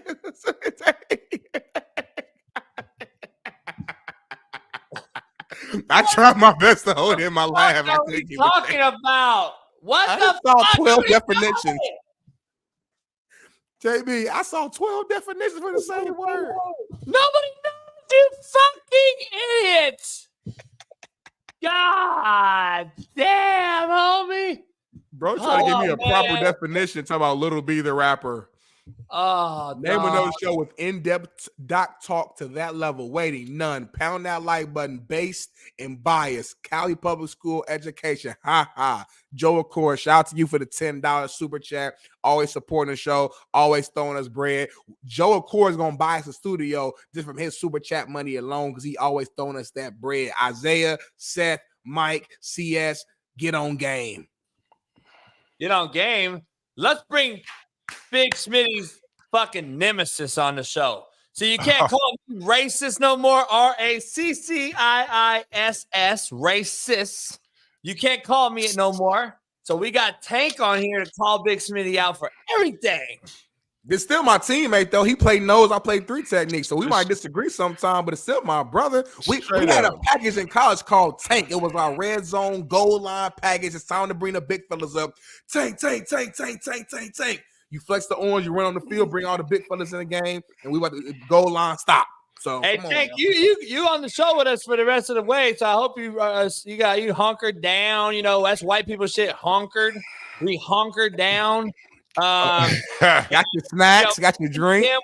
Kim's still coming on, so we're gonna go through the show with Tank on here. It's talk with Tank Tuesday. We got a lot going on today. We're gonna go right through it, man. We got a lot breaking down. We're gonna start right now, Big Tank, right out the gate. First of all, let me get your take on the Final Four for college football. Agree, disagree, what?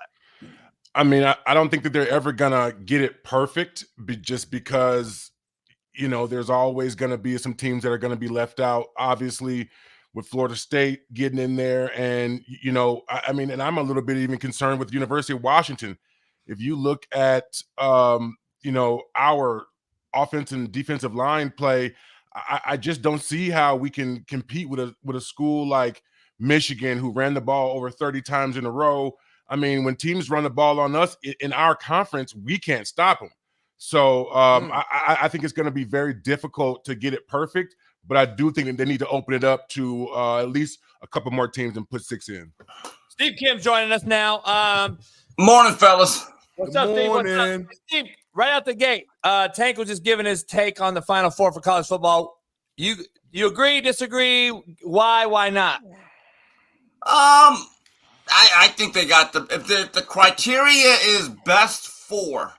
With the provision that player availability is factored in, I think they got it right.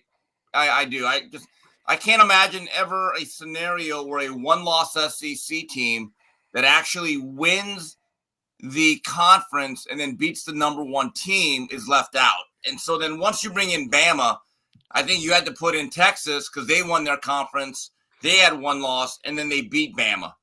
And I think that was a factor, whether they admit it or not. And, you know, Coach, we were at your place watching the game, and halfway through, we all said, is right now this version of Florida State one of the best 4?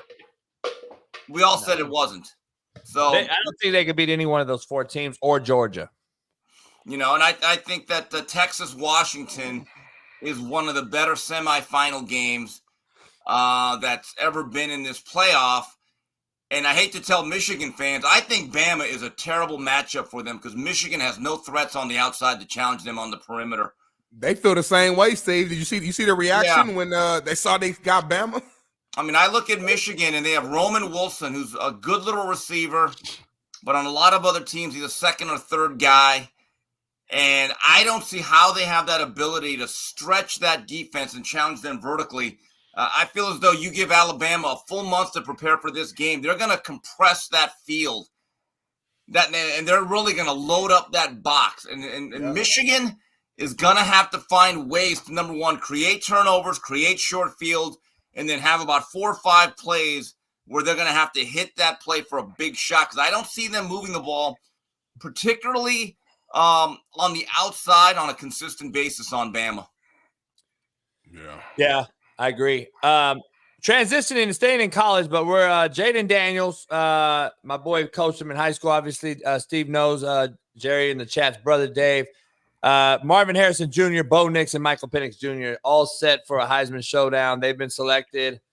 Tank, go first. Where you at with this? You agree with those 4? And can Marvin Harrison outduel those quarterbacks? Is there any shot? I don't think there is.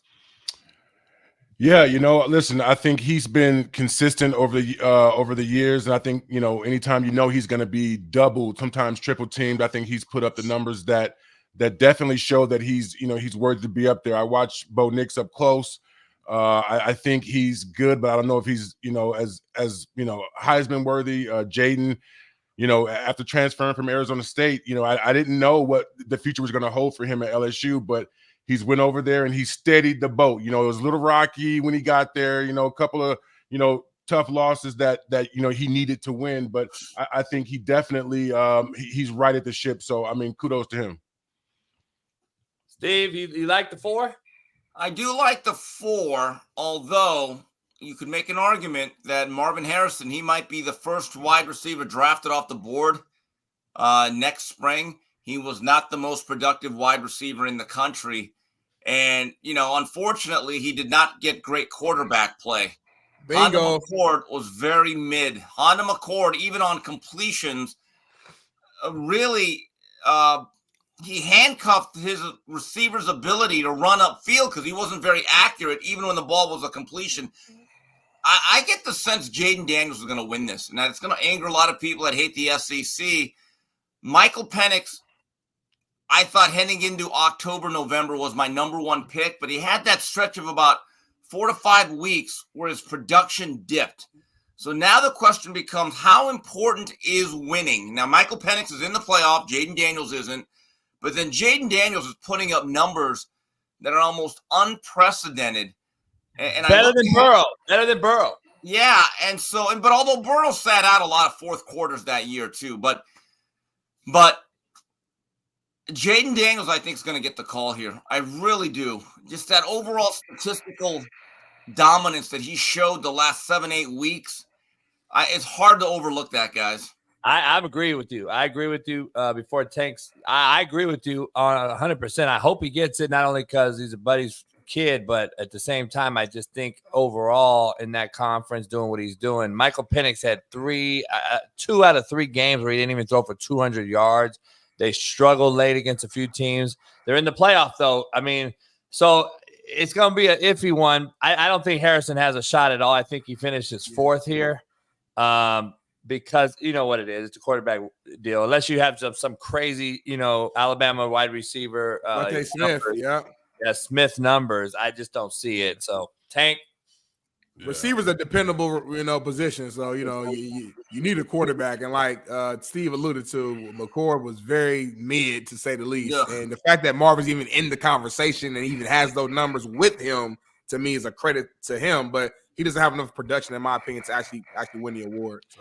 Yeah, I mean, but one of the things that I know about the Heisman Trophy is that, like, it really is predicated on how much money your school puts behind you.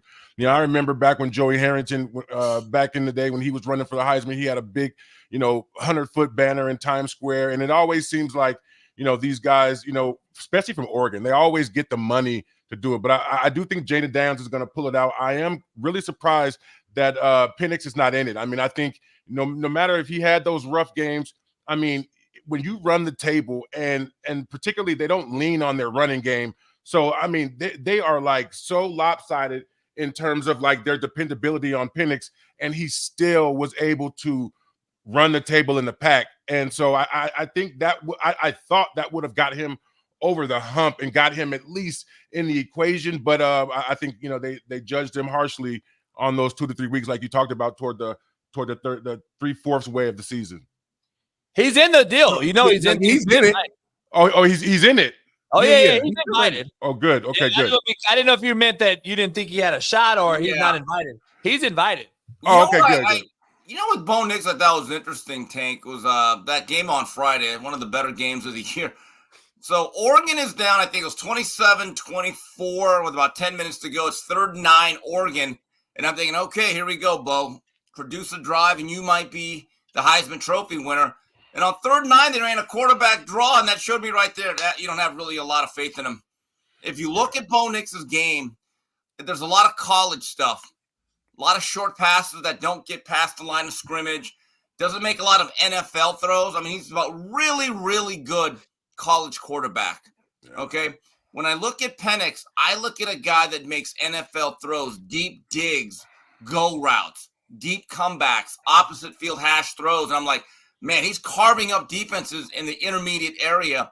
That's where I give Bo Nix a little bit of a downgrade, that if your coach says on 3rd and 9 in the most important drive of the year, we're going to run a quarterback draw, I said, you don't even have faith in your own guy. So that was the worst call of the game from Oregon. Yeah, but at the same time, like I watched that Husky Oregon game, like there was nobody trying to control the time of possession, right? Like it was so bad. I mean, I thought that they had to sprinkle a little bit of that in there, but I mean, like college football today, it is just out of control because like nobody cares about time of possession. It's just like a track meet up and down the field. So whoever has the ball last usually is going to win. Yeah, but Tank, Dylan Johnson, I was really key at the end though. Yeah. I mean, DeBoer just said, look, let's just ride number 7. And that's another thing that's probably not going to help Penix, is that if you look at some of their big wins, like the shootout at SC, Dylan Johnson was the dominant offensive player for the Huskies. Yeah. Dylan Johnson is a guy that's probably going to play at the next level, but at certain moments this year, when Washington said, we got to go 4-minute offense, we need 2 or 3 first downs, let's squeeze that clock. And when Washington put together that drive, which took about, 6.5 minutes, that was old school football, though. That was a team actually saying, we're going to play some situational football. I don't agree there. I don't agree at all because, I mean, you look at like the way that, I mean, for example, when the guy had 250 yards a week before, the next game, I think he barely got any rushes, but particularly in that game, it was just frustrating because, we gave Bo Nix the ball back with, I don't know, I think it was 3-4 minutes left. And I mean, we had a chance to kind of like matriculate. And I guess today's version of, ball control, whatever, is running the ball like once every 7 plays. I mean, if that's what they're considering like ball control, old school, I just don't agree. I think that they're so off balance at Washington. And what they do know is that he is talented enough to run the ball. They can do it. But I believe in these playoff games, they're going to have to get a lot more balance because their defense is not going to be able to hang with a lot of these offenses, if you put them right back on the field at every freaking 45 seconds. Hey, Tank, though, here's the coaching side of it from my side, and a buddy of mine was talking the other day. The offensive 6 minutes and 30 seconds Washington used up prior to the bang Oregon score that answered it with Bo Nix. They scored very quickly on the other side of it. Mm-hmm. If Washington don't use up that 6:30, shit, Washington may lose. Yeah. So no, I agree. That 6:30 was critical because there was just 6 minutes gone. Like if that was a 2-minute drive, Oregon gets the ball back one more time. Right. Like Tank, you talk about not, the time of possession. Look, Mario Cristobal loves time of possession. And I've always said, Mario, we can like scoring 40 points too. Right. I mean, Mario Cristobal is one of these guys. God, dog it, man. We were physical. We controlled the ball for 39 minutes. And I said, Coach, we scored 24 points. I don't know. I'd rather score 48 points than have 29 minutes of possession. Because Bill Walsh always had 3 precepts to every game. Bill Walsh said, okay, here's the 3 major points that's going to be a fundamental precept of the 49ers in the West Coast. We're going to score quickly early. So he always used to script the first 15 plays, bang, bang, bang. So we're going to get out ahead. And the last 2 things were really about the most important things in the National Football League run the ball late. He never actually said establish the run. He said be able to run the ball late to grind the clock. And number 2 or number 3, fourth quarter pass rush, he says, was the most important way to close out a game. Right. But he always said, let's get out quick. Let's score points quickly. I'm not trying to win time of possession in the first quarter. Try to score 21 points as soon as possible. So there's different ways you could do it. But I do think when Washington needed to grind the clock, to their credit, Kalen DeBoer came up with a lot of stuff. I think he's one of the best coaches in the country. The job he's done at Washington, I would already say he's among the top 10 coaches in the country. Wow. I agree. Yesterday, moving back to college, yesterday, basically as of midnight today, there's been 40, basically, roughly. Let's see. Where's that stat, Bailey? Can we pull up the stat of the entire transfer portal numbers? Basically, FBS, just talking D1, there was 1,200 kids that entered the portal. Since midnight last night or this morning, there's over 4,500 total between D1, FCS, D2, D3. 44,000 right here as of midnight. 1,200 in FBS. The number's going to get up to over 7,000 by Friday. And this is just football. We're not talking basketball, soccer, women's sports. We're just talking football right now. 4,000 in the portal. I got to get your take. Smitty and I started with the rant with this. 1,000 of those kids are going to be stuck. Steve and I spoke to Weddle last night. Like 1,000 of those kids you'll never hear from again. 200 of them maybe will get out there. Dylan Gabriel's at Oregon as of this morning. He's gone to Oregon. You got all these different guys, big-time quarterbacks transferring. We're allowing this stuff to get out of hand, and it's starting to become like I got a nasty, bad taste in my mouth. Smitty started the rant off, so Smitty, I think you agree, but yeah, I agree. I'm with you. It's bad. I want to hear from Steve and Tank though. Well, I have a question for Tank, and I'll step out of the way. Tank, putting aside your NFL career, because you hit that genetic lottery, you worked hard enough, you're good enough. But aren't you glad, putting all of that aside, you stayed? Because I assume you stayed at one school, right? Yeah. Aren't you just glad you stayed and actually put down some roots where you did? No, I am. The first thing I'll say is, did you guys see the Dr. Pepper commercial where they were saying we're losing our guys into the portal one? The portal one, yeah, the Dr. Pepper hand. You can't let that go. Oh, I thought that was as good as any Super Bowl commercial. I was crying, but yeah, I went to Washington, and one of the things I said to my buddies in the group chat is, I said, guys, at my university, I said, if we went to school nowadays, we probably wouldn't even have a group chat of like really, really close friends and all these roots. And like, and I just look at these guys and I look at the way, your college experience, right? Like you want to belong somewhere. It's like, how do you, what's more important? Is it about like the entire experience? And I think JB, you said it, you're talking about, I came into college as the number 13 tight end in the country, left as a defensive tackle. My buddy Khalif Barnes was a defensive end, left as a 13-year NFL offensive tackle. And I feel like this generation is trying to they're just trying to hopscotch around and until some coach says like, you're the guy.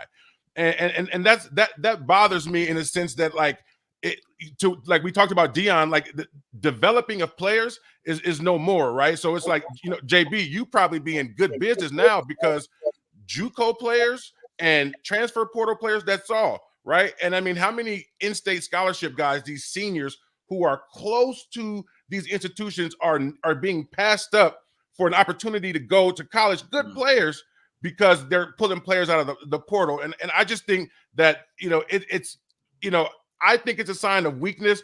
And then I got a lot of pushback on Instagram saying like, hey, these guys are going where the money is. And I'm thinking to myself, like, but what does that mean for the overall experience? So I don't think we can put the toothpaste back in the tube in terms of like cutting off this transfer portal, because in the beginning,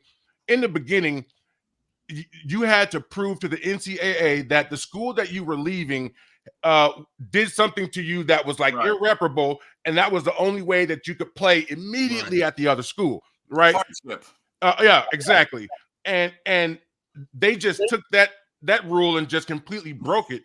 I mean, I had a kid, JB, you know about this. I had a kid at Texas A&M who essentially tried to hold the entire program hostage if they didn't sign his letter to a hardship letter to play right away. He's like, hey, if you don't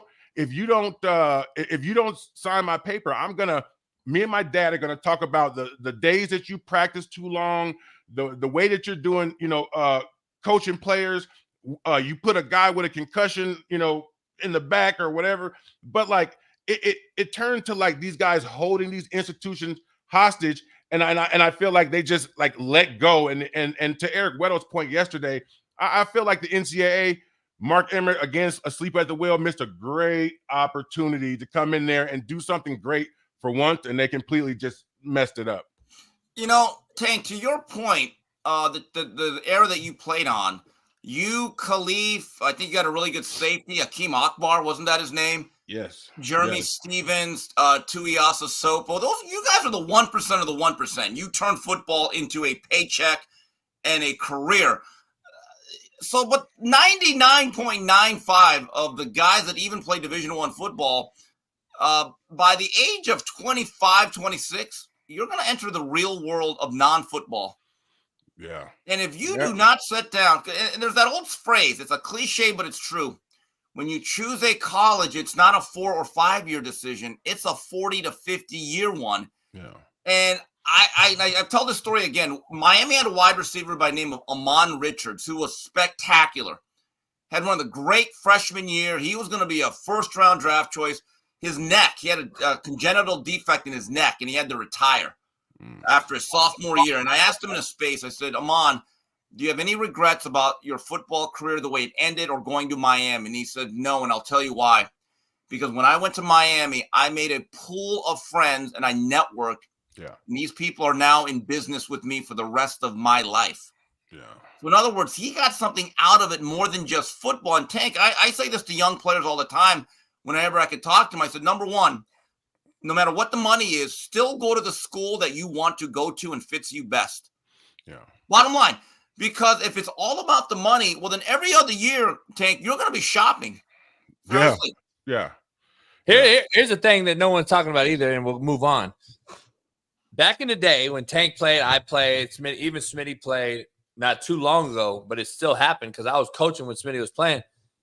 We would take guys we recruited. I recruited Jason Pierre-Paul like crazy to bring him out to Cali JUCO with me, and he was a tight end. He wanted to play tight end, dead set at tight end. And I'm like, nah, man, you're a fucking NFL DN. Lonnie Johnson, who I've had on this show, Smitty and I interviewed, former player of mine, came in as a receiver. I moved him to corner. He's a second-round NFL corner for the Saints now, safety, nickel, plays it all, 6'4", long, rangy. That is gone because you're transferring every semester, and there's no evaluation of, hey, dog, maybe you can play tight end now. Like instead of Tank coming in at tight end, now we moved him to give him a big-time NFL career because he played D tackle in the NFL, not tight end. But it took a couple years of attrition to see him matriculate through the process. We don't see that no more. You know how many kids are lost in translation because they don't fit, because they think they're a quarterback, guaranteed quarterback, and really you could be a receiver, dog, in the NFL.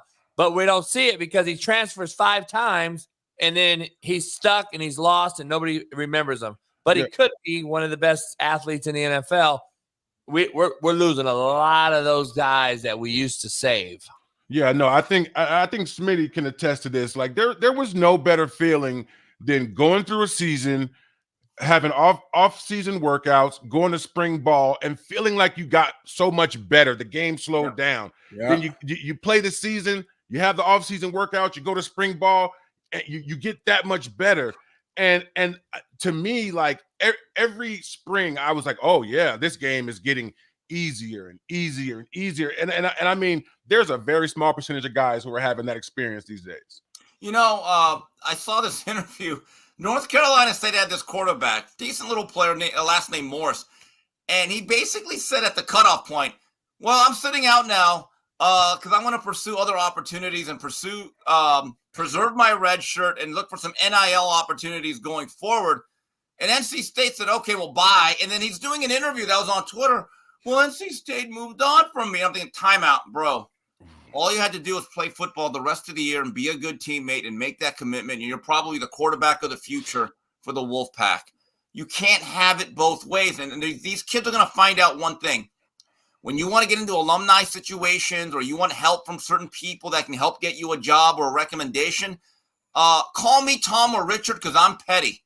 If you leave my school in certain circumstances to just portal out or go to a better team or a different team or more money, and you call me for something, I'm going to be like, okay, let me see your graduation file. Oh, you left us after your second year. Go to that other school. Hey, it goes both ways here in this cold, harsh world if you want to be a mercenary. Shout out to the guy that caught the winning touchdown against Oregon for Washington. My player played for me at Indy. Did a lot of recruiting to get him there. Quentin Moore, one of the best tight ends in America, plays at UW, Tank's alma mater. So I just talked to him. I'm getting him on the show this week. Great kid. Did a lot to get him there. He's from Seattle as well. To get him to Kansas was a tough one. And I'm going to tell that recruiting story because I had a coach massage his mama's feet in the club. So anyway, we're going to break that down later on. So look, moving on. I just miss the good old days when you give them a McDonald's bag full of $100 bills. That's when I was more honest. Hey, me and Tank and I missed those too. $100. They called them $100 handshakes, man. Yeah. Though that meant something, but I guess now they're $1 million handshakes. Yeah. Hell yeah. Hey, Robert Saleh might be starting his fourth quarterback in the NFL. I got to get into this. It's a little deeper than I think we think. I don't know if Bailey has that or not, but the rumors that I'm hearing, obviously I have a player on the team, Jermaine Johnson. I'm hearing that this wording's very interesting, Steve and Tank and Smitty. It says New York head coach declines to name a starter and denies that Zach Wilson is hesitant to play. That tells me there's something out there. And I'm hearing that the dude is so mentally drugged that he is so fragile, he's scared to screw up that he doesn't even want to start. That's probably what it is. I think the word we're looking for is the yips, and I get it. But I found it interesting. I'm watching a little bit of the Rams-Browns game, and I know they didn't win. And Joe Flacco was on the Jets last year, wasn't he? Yep. Joe Flacco right now is better than anyone that's available for the Jets. Joe Flacco still has a bazooka. Now, it's not always accurate. It doesn't always go where it needs to be. But he can at least make routine plays at a higher clip than anyone on the Jets. And Tank and Darnell, you guys are defensive players. Doesn't there come to a point where an offense is so bad, it starts to affect your effort after – you guys have all had years like that, haven't you, where you're like, Jesus Christ, why are we even doing this? I think 1,000%. Yeah, 1,000%. Because as much as you want to believe and keep the faith and believe that, hey, as long as we do our part on our side of the ball, we'll have a chance. At some point, though, man, when every single time as a defensive player you sit down and 2 minutes later your defense be ready, it's third down, defense be ready. It's like, what the? I'm still breathing heavy from the last drive. And we got to be ready. That's the worst feeling in the world, man. It's like, I'm over here. I'm like, please, just get a first down. Even if you don't score, just get a first down, Tank, to give me a little breather. Because you keep going on that field, it's 70 play, 80 play. It's like, listen, man, there's only so much we can do. And the offense not scoring, putting up points, you do lose that faith, Steve, and that's a real thing. And you just get tired too. It's like I'm one person. I'm a human, So yeah, I mean, one of the things that I know, I mean, if you have a losing season, it's like 2 seasons off your body, man. And anytime. The defense is really kind of like pulling the weight. I remember when on my Bears team, this obviously didn't get out into the media, but our defense basically told our offense, like, listen, just don't turn the ball over. Don't let the other defense score, and we're gonna be okay. And it's one of those things where you start to resent guys because you start piling up injuries. You start piling up, these different soft tissue things that probably wouldn't have happened if the game had a normal flow. But you look at the number of plays the defense is playing, And you get a little bit, you get a lot of bit frustrated, but it's those guys who stick together and keep it internal that turns around and benefits you in the long run. Sometimes you just can't react publicly. But in terms of the Jets, man, I think this kid is shell shocked. I think he's in a position where he's putting so much bad film out there right now that he's like, I feel like me playing bad is as a product of the line not being good and this and that. And so, when you start to pile up a lot of bad film, your opportunities are going the other way. Well, Tank, you could say this. He's probably put out more bad film than Ron Jeremy. But I mean, facts. But I've heard of the situation where a defense starts to give more side eye than an Asian. And with our eyes, we give the sidest of side eyes. But I mean, I always love it when a defense early in the year is like, hey, guys, play good defense. Then halfway through the year, it's like, hey, guys, we got to start creating turnovers. Like, all right, we got to get the ball back. And then by the end of the year, it's like, hey, guys, we got to start scooping and scoring and pick six. And I'm thinking, hold on. So you want us to play defense and score. I mean, there comes a point you would look at and you're like, you son of a – do your job. Well, if you know your offense is shitty, you start the season like that. Listen. Right. You let's scoop and score. Yeah. If you get an interception, don't get tackled with the ball. Yeah, lateral to the closest guy. I mean, when you know what you're up against, I mean, you try to put up these little ways to protect yourself, and it just seems like now, man, it's great. But hey, when Tom Brady was saying that there's how he used to not throw to the middle of the field because guys would get hurt. Yeah. I watched Kyler Murray get a guy killed this week, and I was just thinking to myself, like, if that guy is conscious, he gonna come back and fuck Kyler Murray up. I would too. Would he try to just step on him? Would he just step on him? Crush him like a soda can, for real. Oh my gosh. Hey, before Steve gets out of here, I want to do a top 5 coaching performances to date in the NFL. So your top 5 NFL coaches to date. Here's mine. I got Sirianni just because he continues to have the best record. He keeps winning. Mike McCarthy I got in there. Sean Payton, Sean McVay, and Mike McDaniel. Hold on. Yeah. Hold on. Whoa. Where's Shanahan at? Where's Shanahan?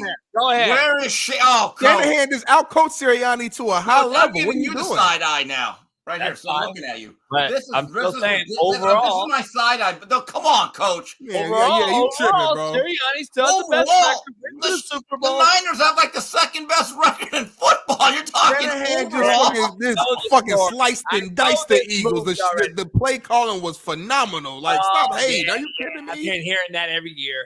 Fuck. When's he going to win? You said right now. Stop talking about last year. You said right now. To this day. When's he going to win one?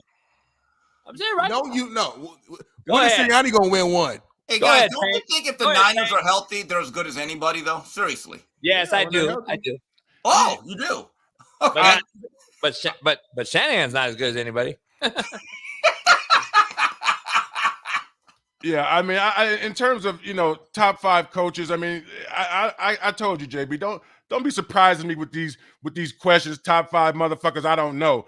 That's why I like doing it, because it makes the show better. Yeah, I don't care about these coaches. You got to look at the coaches whose teams are playing the best, where the general manager and the coach put their plan together. You look at Philly, you look at San Francisco, and you look at these teams where the plan came together. You can almost look at Houston.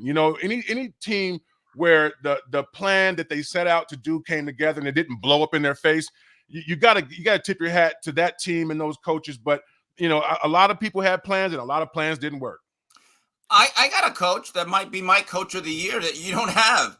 Dan Campbell. You love Dan Campbell. No, Dan. Look, I love Dan. Dan's the guy. A bunch of knee-biting guys from Detroit. But how about DeMeco Ryans in Houston? Yeah, I had him on last week. I got another guy too, Steve, that no one's talking about. What about Shane Steichen? Yeah. Why do we keep talking about everybody else, but we're not talking about my coach? They have a 7-5 record like the Texans. Darnell. Congratulations. The Colts have their quarterback of the future. Gardner Horseshoe. Why can't I just celebrate my coach? Why gotta say something that like makes me have to go a different? Like, come on, shout out to Gardner Minshew. He's doing what he's supposed to do. He's being a veteran. He's playing well. I like Gardner. I'm not gonna be against my team, but come on, it's not our future quarterback. But I do like what we're doing. And the Jaguars, I don't pray for no injury, so T's and P's up for Trevor Lawrence, but they lost yesterday, and Trevor Lawrence is hurt. They're 8-4. The coach is 7-5, right there neck and neck in the AFC South. So you can say I got my goggles on, but I couldn't be keeping it real. I told y'all all year long, the Colts is one of the scariest teams in the league right now. We the only team. We got a 4-game winning streak. Look it up. No team has one more in a row than we are right now.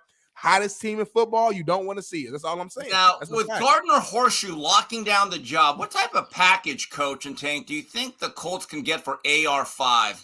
Maybe a first-round draft choice.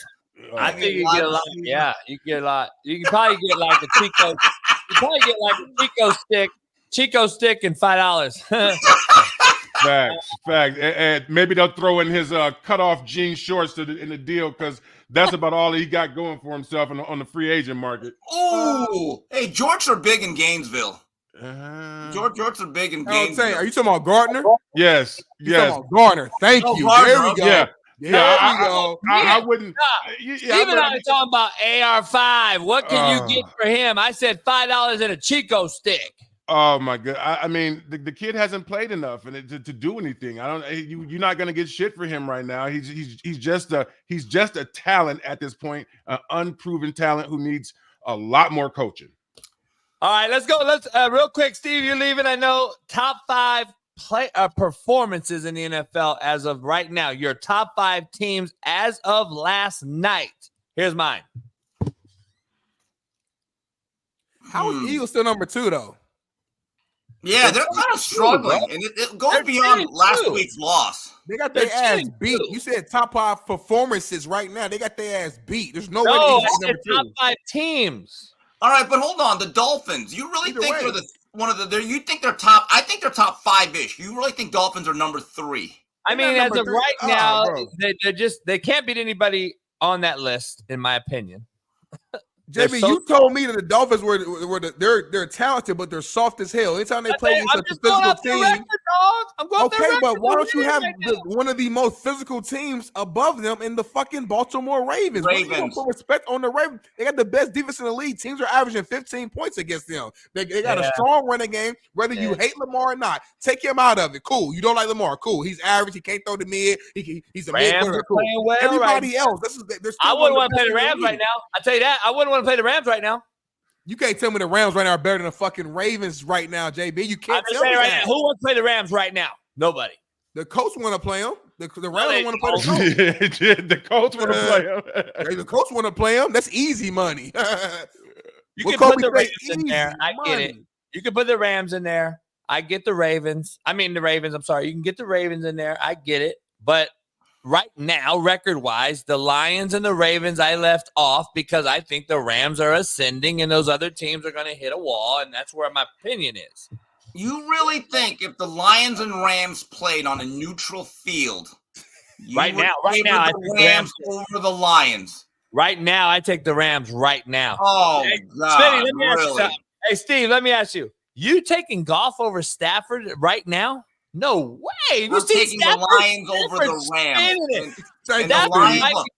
Stafford might be playing as well as anybody right now in the league.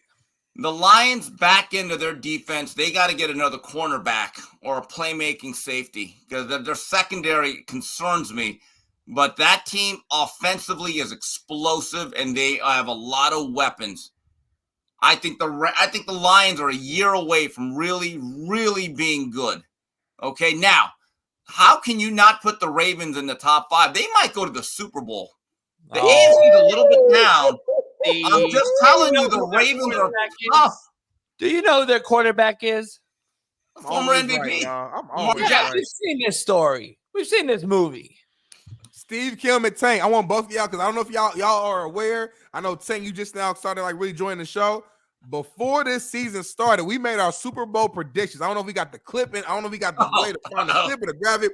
I chose the Ravens and the Eagles in the Super Bowl. I did have the Eagles winning. But right now, man, you got to tell me I look like fucking genius right now. JB picked the Jets. The 49ers just beat their team by 40. What?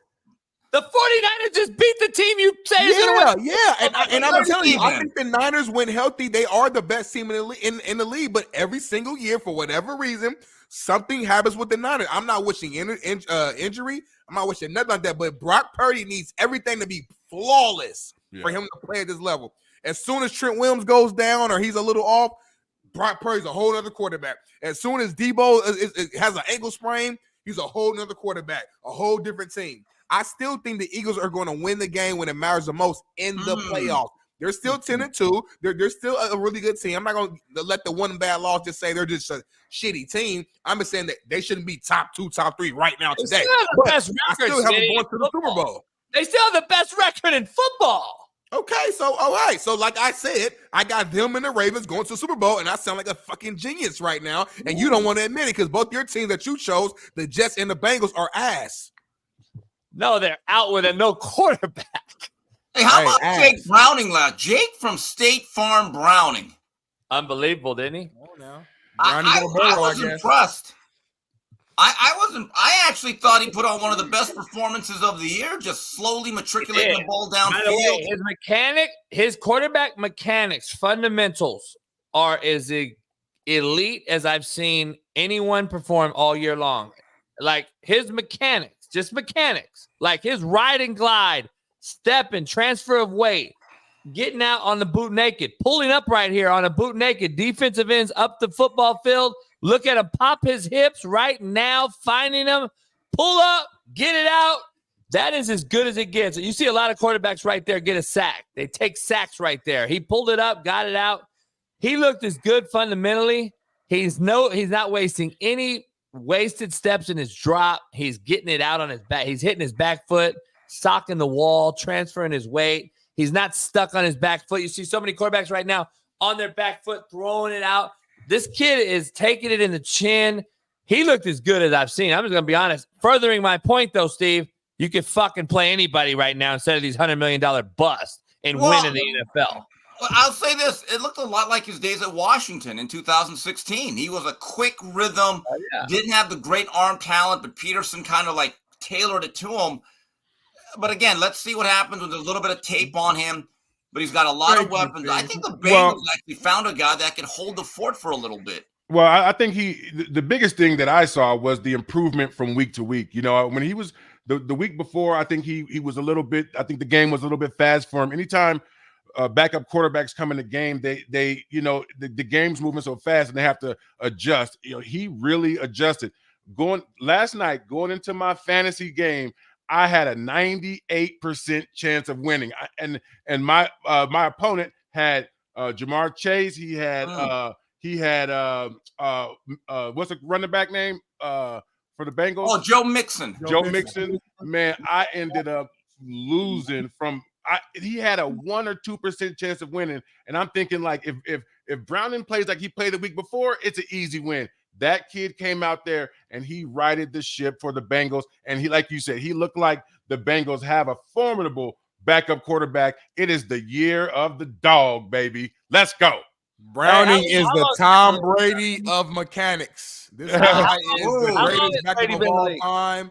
And he is on the same level as Joe Burrow. You don't need to pay your starters $100 million because you got a backup who can go out there and do the exact same thing. How long has he been in the league, Tank? How long? He's about a 6-year player now, isn't he? Yeah. 6 years. So I see if he was a 3-year player, he earned a bag last night. But I don't know if he did because he's 6 years. He's kind of over the hill there. Why though? I still remember Rich Gannon for a full decade was like a journeyman, had some flashes, and then he came into the league in like 87. And then Rich Gannon did not become a full-time starter until about his 10th year, and then didn't win he won his MVP, I think, is like his 13th year. I actually think Jake Browning is still a relatively young guy. There's not a lot of miles on the odometer, guys. He hasn't played a lot of football. And the speed of the game, I was impressed by the way he handled everything last night. I mean, there's going to be some teams that need a quarterback next year, so, you know, we'll see. I don't know. I mean, shit, who knows? I don't know. Here's Smitty's top 5 real quick. Of course, he's going to have the Ravens. And he's bitching at me about the Eagles at 2, but he has them at 3? Are you fucking kidding me? What's the difference? Are you fucking joking? The main problem is who you had them in front of, JB. That's the main issue. That's the main issue. The Ravens, they're not better than Ravens. They can't be better than 9. The 9 just destroyed them. I almost put them at 4, but the problem is they already played the Cowboys once. They play again this upcoming weekend, but they played once and they beat the Cowboys. So just like the college football playoffs, how we couldn't put Bama in front of Texas because they saw each other, I can't put the Cowboys in front of the Eagles unless they beat them this weekend, which I think the Cowboys will win this weekend, but we'll talk about picks later on. But that's why I got them at number 3, like just to give you my logic. And then the Dolphins, number 5 right now. I think they're leading the AFC, so I got to show them some love. But they're soft, I think, overall in comparison to these other teams. So this is a correct top 5. I think the Eagles will end up being number 4 after this weekend. But as of right now, I got to put them in front of the Cowboys because the Cowboys lost against them. So, I mean, I can't put a team. The Ravens play the Niners. The Ravens play the Niners here in a couple weeks. Yeah, I can't wait to see that shit. I can't wait to see that shit. You can't. Where's it at? Is it in Baltimore or is it in the Bay? It don't matter. It don't matter. The Niners just went to Philly. The Niners just went to Philly, bro, and dominated them. So it doesn't matter. The thing is, Baltimore got them same dogs. We had our guy Patrick Queen on the show. You know what he's about. That's a dog right there. They got arguably the best linebacker tandem or top 5 in the league. Javion Clowney's, man. We got to. He gets a lot of we talk down upon him because he didn't live up to the hype, but he's having a hell of a year right now with the Ravens. And that guy on the other side, Lamar Jackson, he's a potential to win MVP this year. And that guy right there, man, he got weapons on the outside. I can't wait to see that game. That's all I'm gonna say. Hey, Steve, real quick before you get out of here, give us all a breakdown of Ryan Garcia's performance. We did it in the Football Palooza the other day. Ryan, we had him on the big screen. I wish he could have got up and drew over him. But anyway, break that fight down. Well, look, he ended up winning, but I call him the 4 Fs. Fast, flashy, fun, but flawed. And then he tried that Floyd Mayweather shoulder roll, and he ended up turning his back and crouching over. And so, certain people, instead of calling it, they really call that style the Philly shell. People on Twitter are now calling it the fetal shell. Yeah. I just bro, because the way he was doing it, see, one thing, and James Toney's explained this to me. James Lights Out Tony, great fighter. That move, when you ride out that right hand and you slip and you try to catch and counter, you have to be in a position to throw a straight right hand right down the middle. You have to almost time it. So it's almost like an offensive move. People think of it as a defensive maneuver. I really think of it as the beginning of your offense if you're good at it. And instead, Ryan is just turning his back, crouching over, and bending over. And I'm thinking, bro, just look, he's got a lot of physical tools. He's got some athleticism. But to me, coachability is a very, very big, important question mark with him.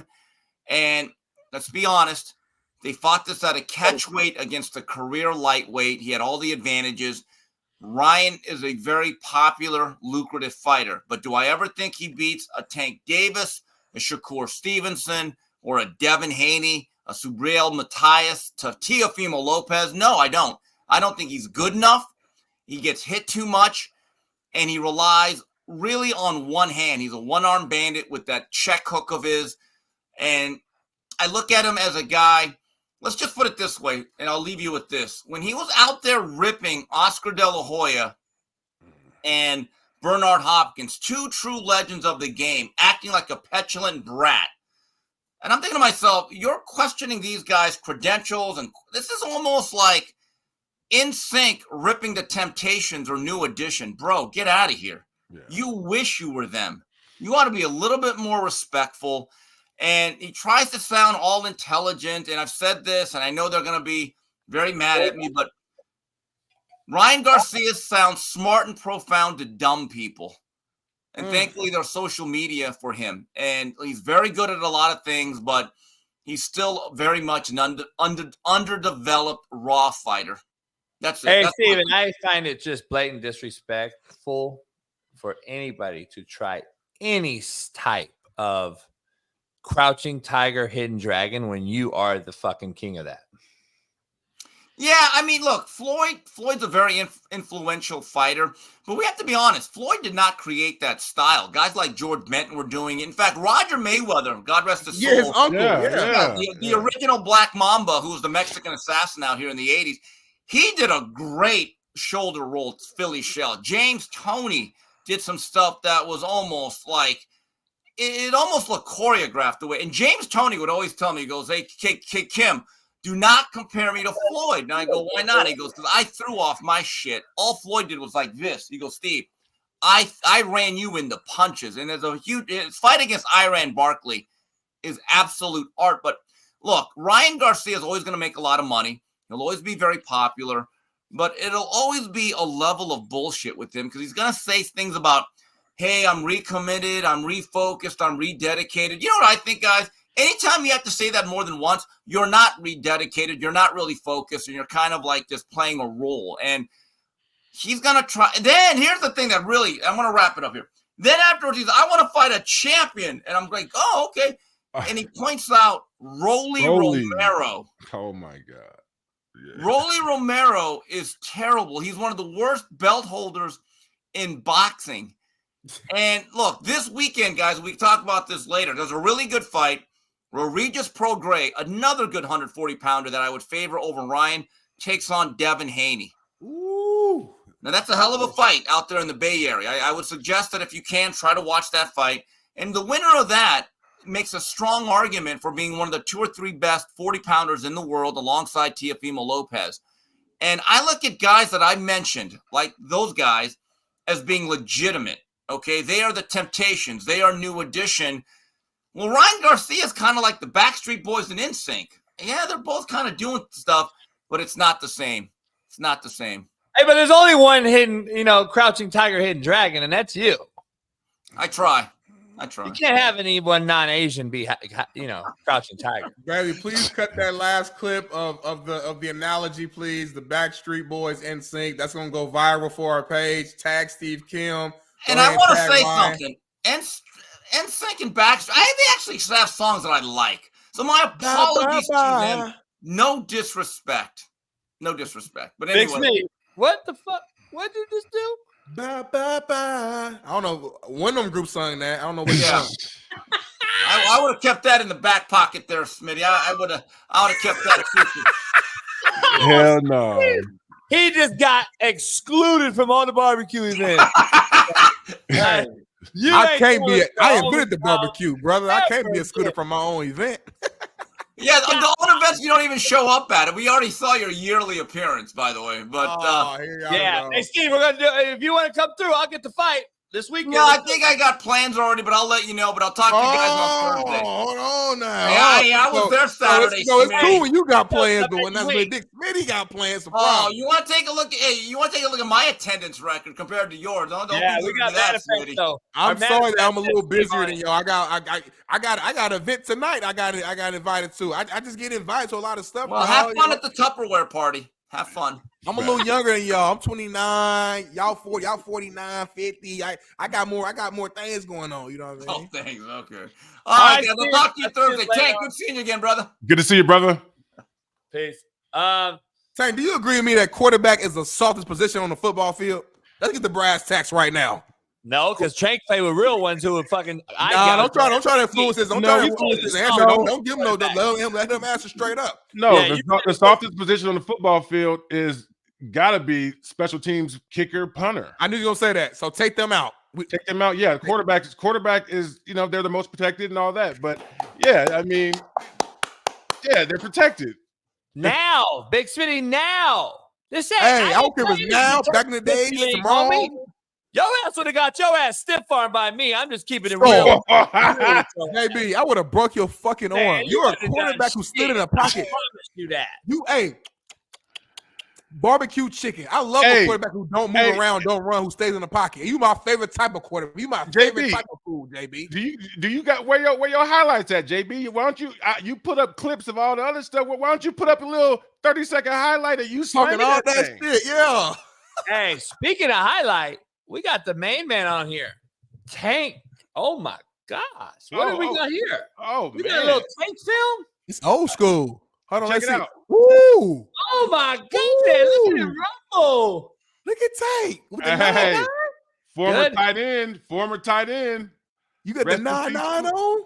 Yeah, man. So I mean, when we got the University of Texas, and this game, you know, if you see it's 12-0 in the first quarter, they came back and beat us because they threw the ball to their great wide receivers, and we need our get back in New Orleans this year. We need our get back against University of Texas because I had a 38-yard touchdown against them boys. I didn't put in rec against all the Final Four except Alabama. So, I got plenty of film out there.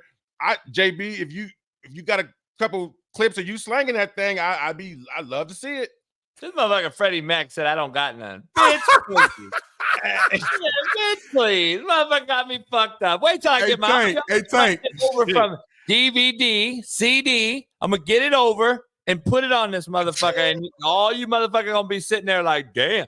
By the way, we can bring many people out here on the show that'll tell you what the fuck's happening. I don't want to hear words. I want to see film. Yeah, okay. Eye to sky don't lie. I'll get it. I'll find it. I'll figure it out. My boy JB got older, Big Smitty. I don't got YouTube filming shit like you. Look, JB got the fucking. He got to put the tape in like this. Yeah. Hey, I got a couple of.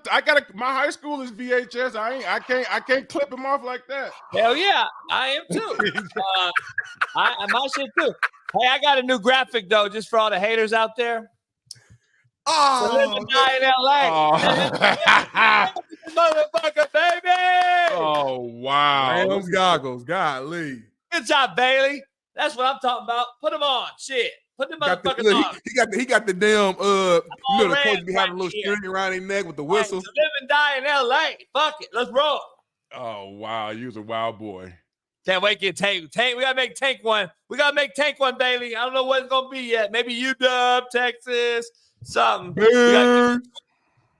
Hey, we gotta get back to this script here. A lawyer is representing the family of the Giddy kid, and I want to get your guys' take on this. This Giddy kid, or whatever, apparently, one of the baddest ass fucking attorneys in America, female as well, is taking over this thing. Gloria Allred, of course, she's taking this thing over because she's like, screw that. I see money out there. And I got 15 boys out here that I know that just got, 30 years later, got accused of some bullshit. So it's hot right now. So she's going to jump all over this. Now, we don't know the truth of any of this thing. I know, what's her name? The girl on ESPN? She's taking heat. Malika Andrews. Malika Andrews and Des Bryant, Stephen A. They got a big old feud going on because Malika Andrews married a white boy and they're not talking about it. All this crazy shit's going on, right? Where you guys at with this thing? Because the girl is from here, Newport Beach. Right. So the girl's from here. I don't know how old she is. I don't know anything about this thing. Yeah. And to be honest with you guys, I really don't give a fuck. I see a lot of fucking rich money involved here. The girl's parents are millionaires. They live in Balboa. She's not struggling. I think she clearly wanted to do it, and I think he wanted to do it. And I think it's a case of a 21, 22-year-old Giddy and I don't know how old the girl is. Either way, I understand the law of it, and I'm by far against it and anything domestic violence against a girl, but I don't see this as a like attacker and a predator. I think it's two young cats, and this motherfucker just dumb, not realizing she's 17. Yeah, I mean, I think the situation. I mean, first of all, there's a couple of things to talk about here, right? Like, she was in a club that was for 18 or 21 and over, right? And so they're talking about Giddy has a lawsuit against the club because she was underage in the club, right? And then as far as the Gloria Allred situation goes, I don't know if they're hiring her to protect them against a countersuit or to kind of hit the gas on the underage thing, right? They're kind of keeping it close to the vest. I see right now they're trying to say that Giddy is from another country, and so the legal age of consent in his country is one thing. Bottom line is this, right? I think a lot of this is a cash grab. The girl tweeted out that she just effed Josh Giddey or whatever his name is. And so she's put that out there, right? And so the fact that it turned on this guy, on this kid, I think it's unfortunate because, like you said, I think it was too willing participant, and it wasn't an attack, and it wasn't an SA situation. I feel like this does a disservice to all of the real victims who are really out there and who are really trying to get justice. When you got these people with these money grabs and this clout chasing, it's unfortunate, and hopefully it comes out that that the guy kind of he understood what was going on, and there's no real big penalty, but it's a bad look across the board. I've heard, Smitty, I've heard two things. So I've heard that the kid and the mom and the parent came out and said, we don't want to press charges. We don't want to do anything. Right. Because we fucked up. That's what I heard. Because of the ID, fake ID, she got cracked, a bunch of different shit. Yeah. He didn't know, whatever, right? If that's the case, because that's what he's going to use, regardless if he knew or not. Now, us three, I pretty much surely know. I got a 24-year-old daughter. I know if that shit has hair on it or not. Let's keep it real. Mm-hmm. Meaning, I know if you're mature enough to have fucking. I know what age group I'm fucking with. It happened like 2 years ago. So he was 19, I think. So I need to know how old she is right now. I mean, like, because she's 18 now. I think she's 18 now, and she was 15. He was 18, from what I hear. See, okay, like, because I've been seeing people say she's 15 now. I'm like, oh shit. So if that was the case, that means she was fucking 13. Like, but the biggest point is this: the point that Dez is talking about is that it feels like when these white players have these issues, they're protected. They talk about, we don't have all the information, and when you look at a situation like Von Miller, right? Like the girl Megan has retracted her story and all that, but before all that even happened, Stephen A, Malika Andrews, they're you don't hit women, you don't do this.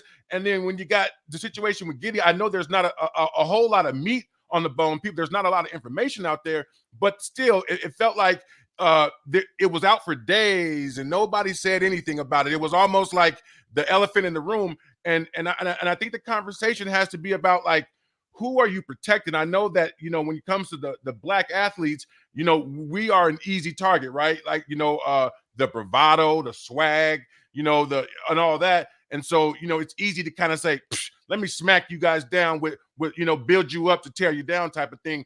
But I think you just have to do it both ways. But in the case of this situation, I think there just wasn't a lot of information, but they still should have talked about it. No, I agree. And it goes both ways, because we saw the kicker for the Buffalo Bills, basically San Diego State kid, be absolutely fucked. He's blackballed, and he was innocent. We threw him under the bus so quickly, and now that kicker has yet to be hired. Why? Like, I don't get it. Yeah, it's the same with Mel Tucker. It's just, I think these women are going to put themselves in a cry wolf situation where they're not going to be believed, and that's bad, because, like you said, I've got a 20-year-old daughter and an 18-year-old daughter, and these girls who are doing it right need to be protected, and with so many of them crying wolf, it's going to be so hard to just take them at face value. Yeah. Duke lacrosse. It goes both ways, and it goes both ways, because you got Stephen A and everybody out there, like Ryan Clark, all these people that defend everybody that push. Black coaches get fired too quick, but yet Ryan Clark's out there pushing for Anthony Lynn to be fired from the Chargers one year. And I'm like, hold on, dog. We got to keep it both ways. I said, like Smitty and I go back and forth all the time. Smitty never played for a black coach. He's like, it is what it is. Like, but we never had that issue in the locker room either. If you knew the motherfucker was foul, we knew he was foul. And it was an issue. Here's my philosophy. Here's my philosophy on blacks and white coaches, right? It's like this. And real quick, black head coach, just for clarity, black head coach. Yeah. Black head coach. Okay. In our community, right, we are more used to using our athletic talents to take us to where we have to go. So if a guy is going to the NFL, let's say he's a fringe player, I believe that black athletes are more likely to continue to try to get on that team, right? make that team, get cut, make that team, try to make that team, right? Where the white player already knows that he's not going to be making a team. And so therefore he goes into coaching earlier. And so I think what that does is it creates a bigger pool of white coaches, because these guys understand, like, hey, I don't have NFL talent. I'm not going to be even if I do go to the NFL, I might play 1 year. And, I think my future is in coaching. Whereas I think that a lot of black players, we will kick, scratch, and bite to continue to play and get our opportunity. And so it creates a pool, a bigger pool of white coaches and a smaller pool of black coaches. And I don't think that that's like a doing of anyone in particular. I think it's just kind of like the way that we come up and the way that we want to play. They know that they can't play and they want to coach. So it just creates a different, size variable. Yeah, one quick note on that. Good. One quick note. So that's a hell of a point, Tank. First of all, it's a different perspective that I don't think a lot of people think about. But I also say this, man. Who are the people responsible for hiring the head coaches for these franchises? White dudes. Bingo. So naturally, I'm not even saying whether you think they're racist or not. That's just an opinion. Beyond that, you're gonna hire who you're comfortable with. You're gonna hire who you're familiar with. If I have a company and I'm interviewing people, I'm gonna have a mixed crowd, but I probably would have more black people just naturally because it's the relatability factor. Like when I talk to another black person, I might be my first time meeting them, and we're just talking about life. 9 times out of 10, it's a lot of shit that we can relate with. So it makes you feel comfortable, and I understand your lingo. I understand what you mean when you say this and that, where I might not understand what this white guy is saying because his situation is a little different or his mindset might be a little different. It's not a matter of right or wrong. It's just a matter of who is in position to make the hiring decision and who am I comfortable with and familiar with. And because we don't have a lot of black people in the higher up decision-making positions, GMs, things like that, this is going to be the result. You're going to hire, for the most part, who you're comfortable with, in my opinion. So I think that's also another factor. Look, disagreements create great conversation. Every time anyone talks about race or anyone gets into politics, people are going to get butthurt one side or the other. It is what it is. I know you two. I know you know me. Everyone knows me. It's like if the cats in the chat can't handle it, then leave. I don't give a fuck. Here's the issue I have, though, that no one wants to talk about beyond what Tank just mentioned. In this profession, young brothers especially get hired to be, I'm not going to say what we call it, but to basically tame the locker room. Mm-hmm. If y'all get what I say, and Tank knows what I mean. So they are strictly to recruit and manage the 90% of what's in the locker room, brothers. And that is the fact. And no one's going to bring that up. And by doing this, I know so many young brother coaches that are really, really fucking legit that will never get a shot. Number one, because they are only there to recruit and manage the groups. They're not there to excel in the profession. Only the few that get out of there, like the Freemans and Tomlin got out years ago. But there is a big picture thing here at the macro level that nobody will bring up that I know for a fucking fact. Yeah. It is what it is. And a lot of coaches are like, all right, it's so buried deep. It's so deep buried that the cats can't get it from out of that.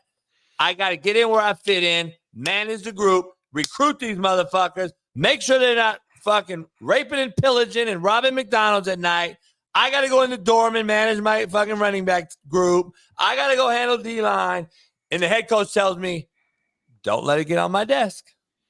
And now I got to fucking, I'm over here running around. When is that guy going to be able to move up the ladder? Yeah, as soon as we start to incentivize going into coaching over playing sports, right? I think we have to identify young leaders, guys with great character. They got their media savvy, and they can galvanize a group. And instead of going and playing 1 year in the league or bouncing around, incentivize that. Give these guys an opportunity to understand that coaching. Shit, you can coach until you're 70, 80 years old. You're gonna play football until you're at the most 35, 40. I mean, that's on the, the crazy end of the bell curve. So, I think we've got to we've got to adjust what's cool. What's cool is having the opportunity to provide for your family for, years to come, and not having that kind of spike drop off when you play football and you get done and you're dropped into the wilderness. So I think it's just the way we look at it, and also incentivizing it a lot early for the young leaders.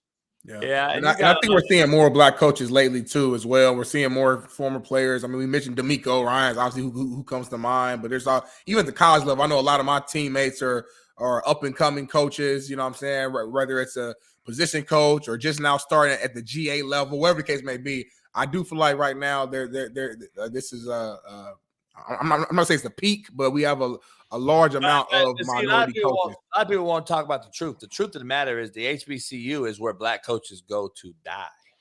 Yeah. See, nobody wants to talk about True. it. Nobody wants to mention that, though. HBCU coaches, I'm sorry, I know a lot of them. Great dudes, great dudes. For the most part, they're fucking horrific coaches. Yeah. And unfortunately, they go there because they think it's where they are safe. And unfortunately, that's their stopping ground. They stop there because they don't get around anyone else that teaches them anything better so they can excel. They go there and they get stuck. I'm just telling you right now, HBCU as a coaching fraternity is worse than fucking JUCO. And it is very, very bad. And the coaching is horrific. The structure, all the shit that's stereographed about brothers in the professional world is right there in the HBCU. And that's why I get hot at Dion. That's why why aren't you going back there? Why aren't you clinicking? Why aren't you having a fucking big time coaching convention for HBCU with big time coaches? Like, you have access. Do it. But I don't ever see it. I just see all the shit talked about. I used to do it. I bring them in like, dog, you guys are fucked. This is not how you do this on this level. Well, at the HBCU level, the infrastructure is just not there, right? So what the priority of the HBCU is tradition, culture, education, right? Football is kind of bands. That's culture, that right? Shows. That's the culture. And so, I think they have a beautiful, rich tradition, and quite frankly, sports is just not at the top of the pecking order. There's a lot of other things that are more important. And anyone, Dion or Hugh Jackson, whoever who goes there, they're going there to their detriment, because they're going to have to build. And it's really tough to build an institution and trying to get them to divert these funds, their attention to football, when, historically that's not been the thing that's brought out, people go to the football game to see the band more than they go to see the fucking players. So, I just think that they've got a really rich tradition in other things, and sports is just not at the top of the pecking order. And one last thing too. Go ahead. One quick thing too, man. You mentioned like coaches go there to their detriment. Like, it's also a lose-lose, if I'm being real. Because in the black community, if you go to HBCU to coach, right? And if you're trying to grow in your career, but you do a poor job, it's a wrap. You'll never get another job. On the flip side, you go there and do a great job and actually get a chance to go to another school like Coach Prom did. The whole black community is like, oh, you a sellout. Why the hell you leave HBCU? You should have stayed there and did your thing and helped grow and change the entire culture. Right? It's like, damn. So like, it's never enough. Either way, no matter what I do, it's not gonna be enough. So like, there's also an issue called nepotism. Real quick, there's also a nepotism deal that I know 1,000 coaches right now off the top in my Rolodex that are better than both of Bill Belichick's kids. Yeah, one of them coaches all black secondary in the fucking NFL, and the other one coaches pretty much all black linebacker group in the NFL. In the NFL, who either one of them really were stellar players at the D3 level. So, you know how many coaches I know in there that can go in there and fucking get more out of it? That's Belichick's group, to be honest. The dad. He's the D coordinator. He's the genius behind. The kids are there. Why? I know 1,000 coaches in my Rolodex right now better than fucking Andy Reid's son. He only got to get a DUI, almost kill a motherfucker, and continue to stay in the NFL and coach. So let's just keep it real. I can't even get a fucking job or get looked at. Are you shitting me? Don't talk to me about all this other old shit out here in the chat. Because I'll show you some real shit that you guys won't even want to fucking talk about, especially at the 4-year level. There is nepotism, a crazy nepotism, where a dude I know, white or black, it don't matter about color. We just hire the real dude, hire the best dudes. But we don't do that no more. I'll see a guy skipped over as an analyst and go straight to the son of the coach and then move it around and act like it's not nepotism because, well, in Kansas, we can't have nepotism hires. Guess what happened, though? The son of the K-State head coach, he called Jimbo Fisher and said, hey, bro, can you hire my son over here at A&M? Sure, bring him over. And he's just skipped fucking 20 GAs that have been grinding for fucking 10 years. That happens every day. Nobody knows it. And nobody talks about it, though. Yeah, I mean, it's not what you know, it's who you know. I mean, that ain't no secret. Who knows you? Yo, who knows you? Whatever. I mean, listen, it's no secret when you walk into the Chicago Bears facility, every fucking door says McChesney. When you play for the Cowboys, every door says Jones. It's shit. I hope one day to be able to have an office and every door say Johnson. You know what I'm saying? Because I look at the one thing Deion's doing is keeping his family close, and he's keeping everybody there. And listen, if that's the one thing that I learned. Listen, when my daughter got cut from the volleyball team, I as a professional athlete, I didn't want to go there and throw my weight around and be in the stands and put pressure on the coach. But then I realized every other fucking parent's doing it. Like I'm doing my daughter a disservice by not getting in there and letting my nuts hang for, what I'm saying, as a former pro athlete. You know what I'm saying? So I mean, at the end of the day, you got it's the way the game's being played. It's dirty, it's grimy, and if you're not trying to play it dirty and grimy, get the fuck out the way because you're gonna get your feelings hurt. Yeah. Transitioning to that, moving on to Deion Sanders. He says he's going after linemen and former players starting to come out now on certain shows and talk about those 8 to 10 players that we need to get us over the hump. But guess what today is? It's portal day. I'm in the portal like I'm not hard to find. I'm not hard to find. And guess what I'm finding? Lineman. Man. I kind of am embarrassed, dog, because did you get that tweet I sent you, Bailey? Can you pull it up? Texted it to you if you can get it. This is recruiting now. And I'm be honest with you. It's the laziest shit I've ever seen. And I'm not just talking Deion here. I'm talking nationally. I'm talking this is what it is. You don't have to go on the road no more. You do this video. You do a fucking TikTok. And every player out there sees it. They like you. Oh, they may come visit you or come to your school. We don't go turn over rocks no more and find the guys. This is a D1 coach. This is what recruiting is now. Top portal safeties, hit me up. Like, what? Like, we're enabling this fucking portal thing. We're all sitting here talking about it, yet we are enabling it as the adult in the room, as the recruiter and the coach.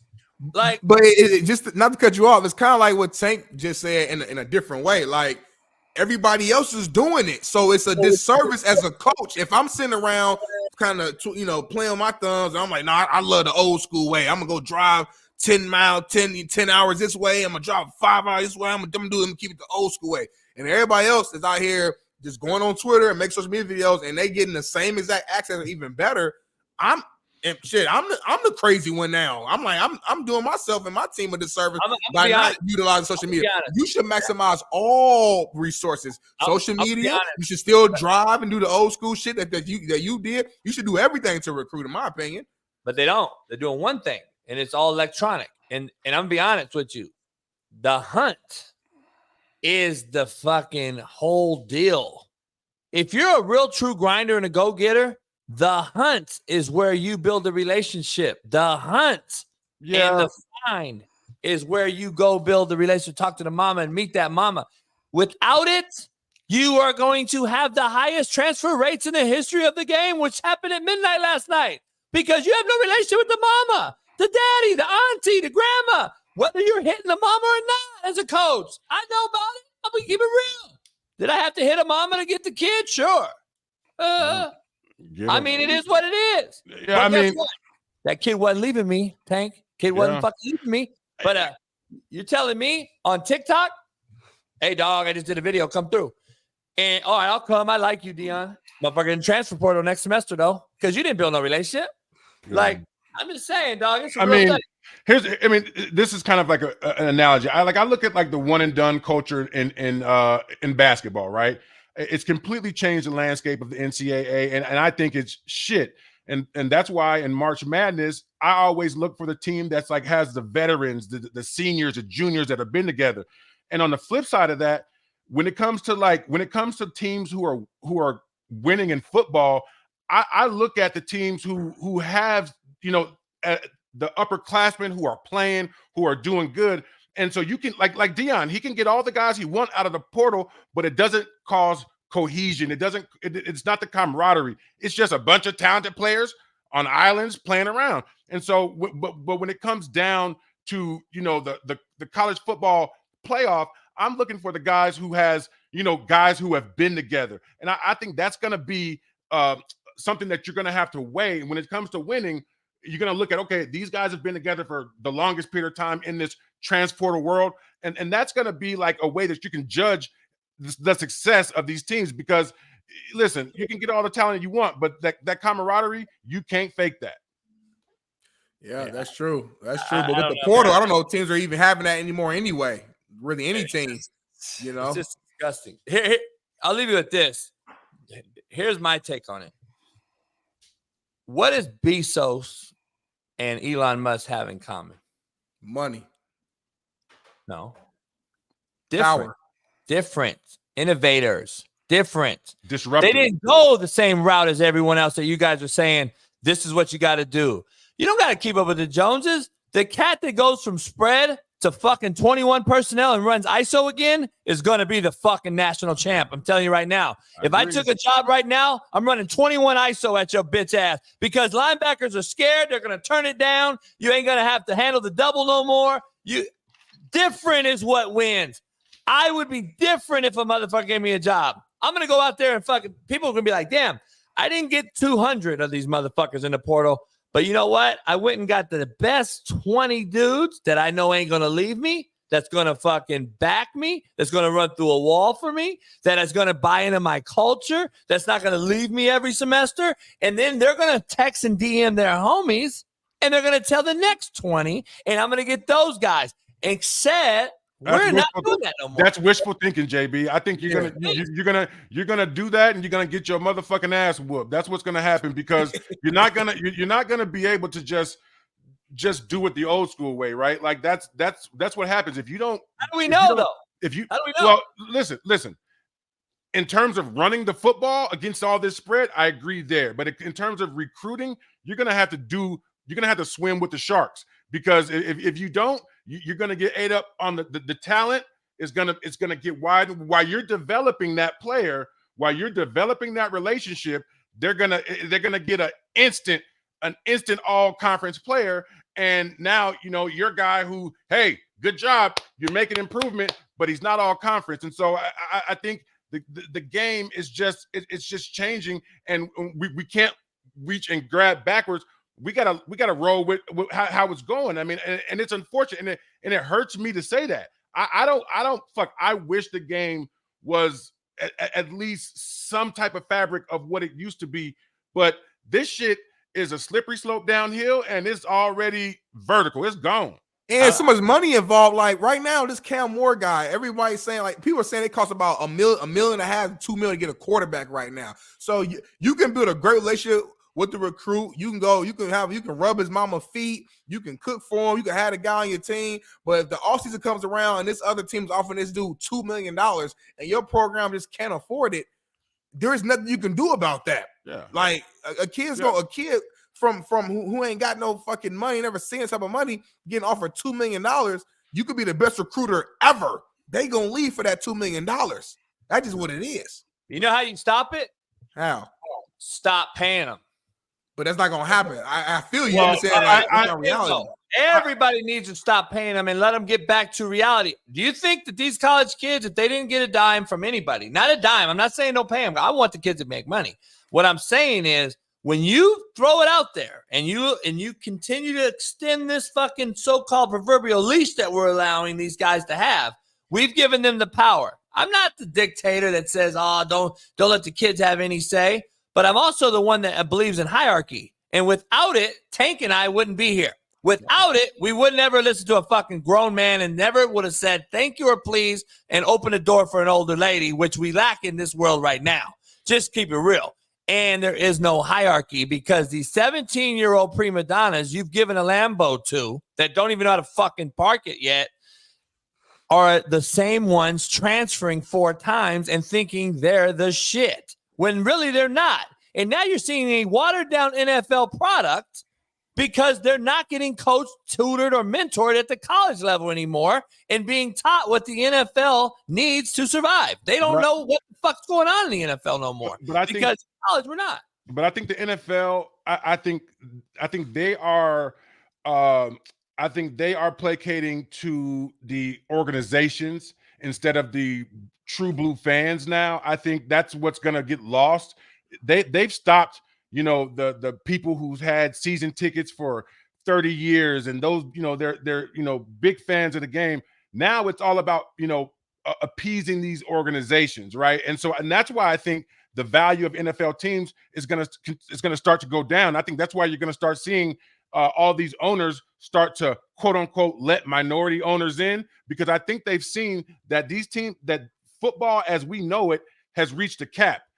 The real fans are dying out and they're not going to be there. And these teams that are at this $6 million valuation, $7 billion valuation, I think a lot of these owners, you're going to start seeing them selling off majority shares of their team because they know that it's no longer about the fan. It's about not pissing off organizations. And that's just how we're running the game now. And I think the value of these teams are going to start to tank. Here, this is a little take from Dion. We're talking Dion. This is Dion yesterday. Understand, at this point, we have not lost anything that we desperately have to have. Now, if you say a Travis or Shador or this guy or that guy, I got a problem now. Now I'm going to have to address that. Everything is Travis, Shador. What? I'm just going to be honest. Now, listen, Smitty says it all the time. We know that's clipped. That could be a whole nother fucking topic. He could be talking about something totally different. We've seen this a lot of times. But the fact of the matter is we have seen him continue to discuss a couple major 3 guys. And what parent, like Tank, you got a kid coming up the ranks. I talked to Brian Urlacher about this. I've talked to E-Dub about this. What parent in their right mind is sending their kid, especially if you play quarterback, to Dion? There's a reason they've lost 3 decommit quarterbacks. There's a reason why quarterbacks just transferred out of Colorado. You can't talk about I in this team game. Like, especially as the leader, CEO, head coach, and especially as a guy so I-watched as Deion Sanders is. It's just a continued bad look when you're talking about these particular guys. I would have said everything different. Yeah, I'm not losing shit. We're going to bring in guys. We got guys. I mean, I didn't hear that. So just give me your guys' take on that. Go ahead, Smitty. Yeah, I mean, I don't know. I think we're overblowing it. I think everything Dion do, we fucking take it and run with it. One direction or the other. Either we fucking love it and everybody just in love with it and they're the best, he's the best, or you just hate everything he's doing. I just no middle ground. I heard that. It didn't really move me in any rich direction. I'm assuming the question was asked, are you concerned about the players that have left for your team here in the portal? And he's just saying, no, I right now, being honest, we haven't lost anything that was so major to where it's just affecting us majorly and it's affecting us in a way that's going to change the game. Now, the examples that he used, sure, from a look standpoint, a brand standpoint, would it be better if he started naming other players so everyone seems like they're getting the love and it's more than these few players? Yes, I agree. From an optic standpoint, it would look better to say somebody else. But I saw D Jones in here make a comment like, but let's be real, are those not their best players? So like it's what it is. Yeah. So like I'm just saying, like he said, I haven't lost anybody that's like been such a major impact where it's like, oh, how are we gonna move forward? And that's just the truth. Here's the issue, if though. the truth is the truth, then why are we getting mad but at it ain't the truth, because you can't conduct a coaching staff that way or a program that way, because what's going to happen is you don't go by your 3 guys. They're not going to be Colorado's fucking future in 3 years. You're building a program. If you're not building a program, then you're telling me, subconsciously or not, you're telling the world, I'm here for 1 more year with these 2 dudes, homie. Yeah. Like, when is the motherfucker going to take off the goggles out here and understand the coaching world is bigger? I'm building a program. I'm not here for 2 years just to coach my son. That is what it sounds like, and that is why you're not getting the dudes that's going to – you got to recruit. Smitty, you know this. You got to recruit dudes for years. That's why we have such a thing as a 27 commit now and a 2026 commit now, which is so stupid in my opinion, because it's never going to happen. Not now. You're not going to get to 27 commit anymore, by the way. He's fucking going to go to 6 other schools before 2027. Yeah, so I think, JB, I think you're right. I think what Deion is definitely turning off other recruits, right? Like he's not giving the impression that he's trying to build a program. He's giving the impression that he's about to hit a lick, and that's kind of that's how it sounds. And I mean, like I said, I love Deion. Obviously a big guy, big player in our era, but in terms of this coaching, I think he's got it all wrong. I think he's kind of the problem that is going on in college football because of his rhetoric. I just don't think he has the balance, to understand that, like, every comment you make is recorded, and every time you put something out there, you're either bringing a player closer to you or pushing them away. And every time you put Shador on the pedestal, now a quarterback knows I got no shot. I got no shot of playing there. If I go there and beat him out, there's no competition. He's gonna play, even if I'm better. And you always want to give at least the illusion that it's fair and balanced. And he's just like, hey, these is my dogs. I'm riding with them. And I just so are we mad that he's just being real with everybody, whether we like it or not? If that's what it is. That's what it is. As a recruit, I know players and stuff when coaches lie to them. Oh, you gonna be our guy when you get here, and this and that. That's worse to me than just being, hey, yeah, Shador starting this year, but next year you will be in position to be the guy. That just we young men, but this is the real world. Don't lie to me. JB said a quote today earlier. I think it was today, or I think it was earlier this morning. Like, basically just saying, like, I'd rather know the brutest, honest truth than to be told a beautiful lie in summary. That's basically what you said. Be real with me. Shador, that's my son. I want him going to the league. He's fucking starting. Travis Hunter, he's like a son. He's one of the best athletes in college football. He's the guy. He's starting. Other positions, they're up and they're available. If you want to come compete for those, come play. If you're willing to sit, if you're a quarterback and you're willing to sit a year and kind of learn and wait, then cool, come here. That's what it is. You're fucking all wrong, homie. You don't approach recruiting. You don't approach recruiting as these jobs are taken. Not recruiting. You don't approach recruiting as these jobs are taken, homie. You don't go into a house and say, hey, these jobs are open. These ones are. I hear you. But like, let's be real. But let's be real, JB. I hear what you're saying. But like, all these schools that have top quarterbacks and top, like, for example, whoever the backup quarterback is for Washington, when they came into the team going into this season and Michael Penix was there, you can say what you want. You can say, oh, I got a chance. No, you fucking don't. Let's be real. You're not starting over Michael Penix Jr. So let's be real. Teams, Ohio State, I'm not starting over Marvin Harrison Jr. I'm not. So, like, ain't no point of you trying to put this whole facade in my brain that I got a chance to play with somebody when you're not. Let's be real. Well, time out. Hold on. 4 or 5 receivers on a team. There's one quarterback. Understand my point, though. I just understand my point. There's certain guys that already got positions solidified. That's my point. You can't recruit that way. I'm saying there's certain positions that are solidified. We know that this guy has that position. That's what it is. Yeah, no, Smitty, you're right on that. JB, you can't tell him to calm down when you turn in red. Time out. So listen. So look, I'm just white. I get pink. So this is how it is, man. Like, to JB's point, right? Like, when you're recruiting, right? Like, it's the great illusion, right? It's to make every player feel like it's a possibility, and then when you land on campus, now it's like, oh, you got to work, right? And I think what what JB is saying is just like, you know, when you lead with that, and yeah, Jay, to your point, Smitty, you're absolutely right. Nobody's starting over Shador. Nobody's starting over the other kid, and that's just how it is. But in terms of recruiting, you've got to be able to at least come off fair, impartial, and balanced. And he's just playing to the new game. And I just think it's a shit show the way he's recruiting, because now he's losing the opportunity to be able to actually recruit. Because when you talk like that, then you can never go into someone's living room and say, hey, you know, I'm here to give you an opportunity. The parents are going to be like, well, you said this, and this. And so what he's saying is you can't talk out of both sides of your mouth when you're recruiting, and he's locking himself into a position that's going to turn off valuable recruits. That's the point. The point is he's backing himself into a corner, and he thinks that he's like bragging, but he's really giving himself the least possible way to success. That's the point. If I get both take, I'm getting to the point where they hired a face and a draw, and not a football coach, especially not a Power 5 one.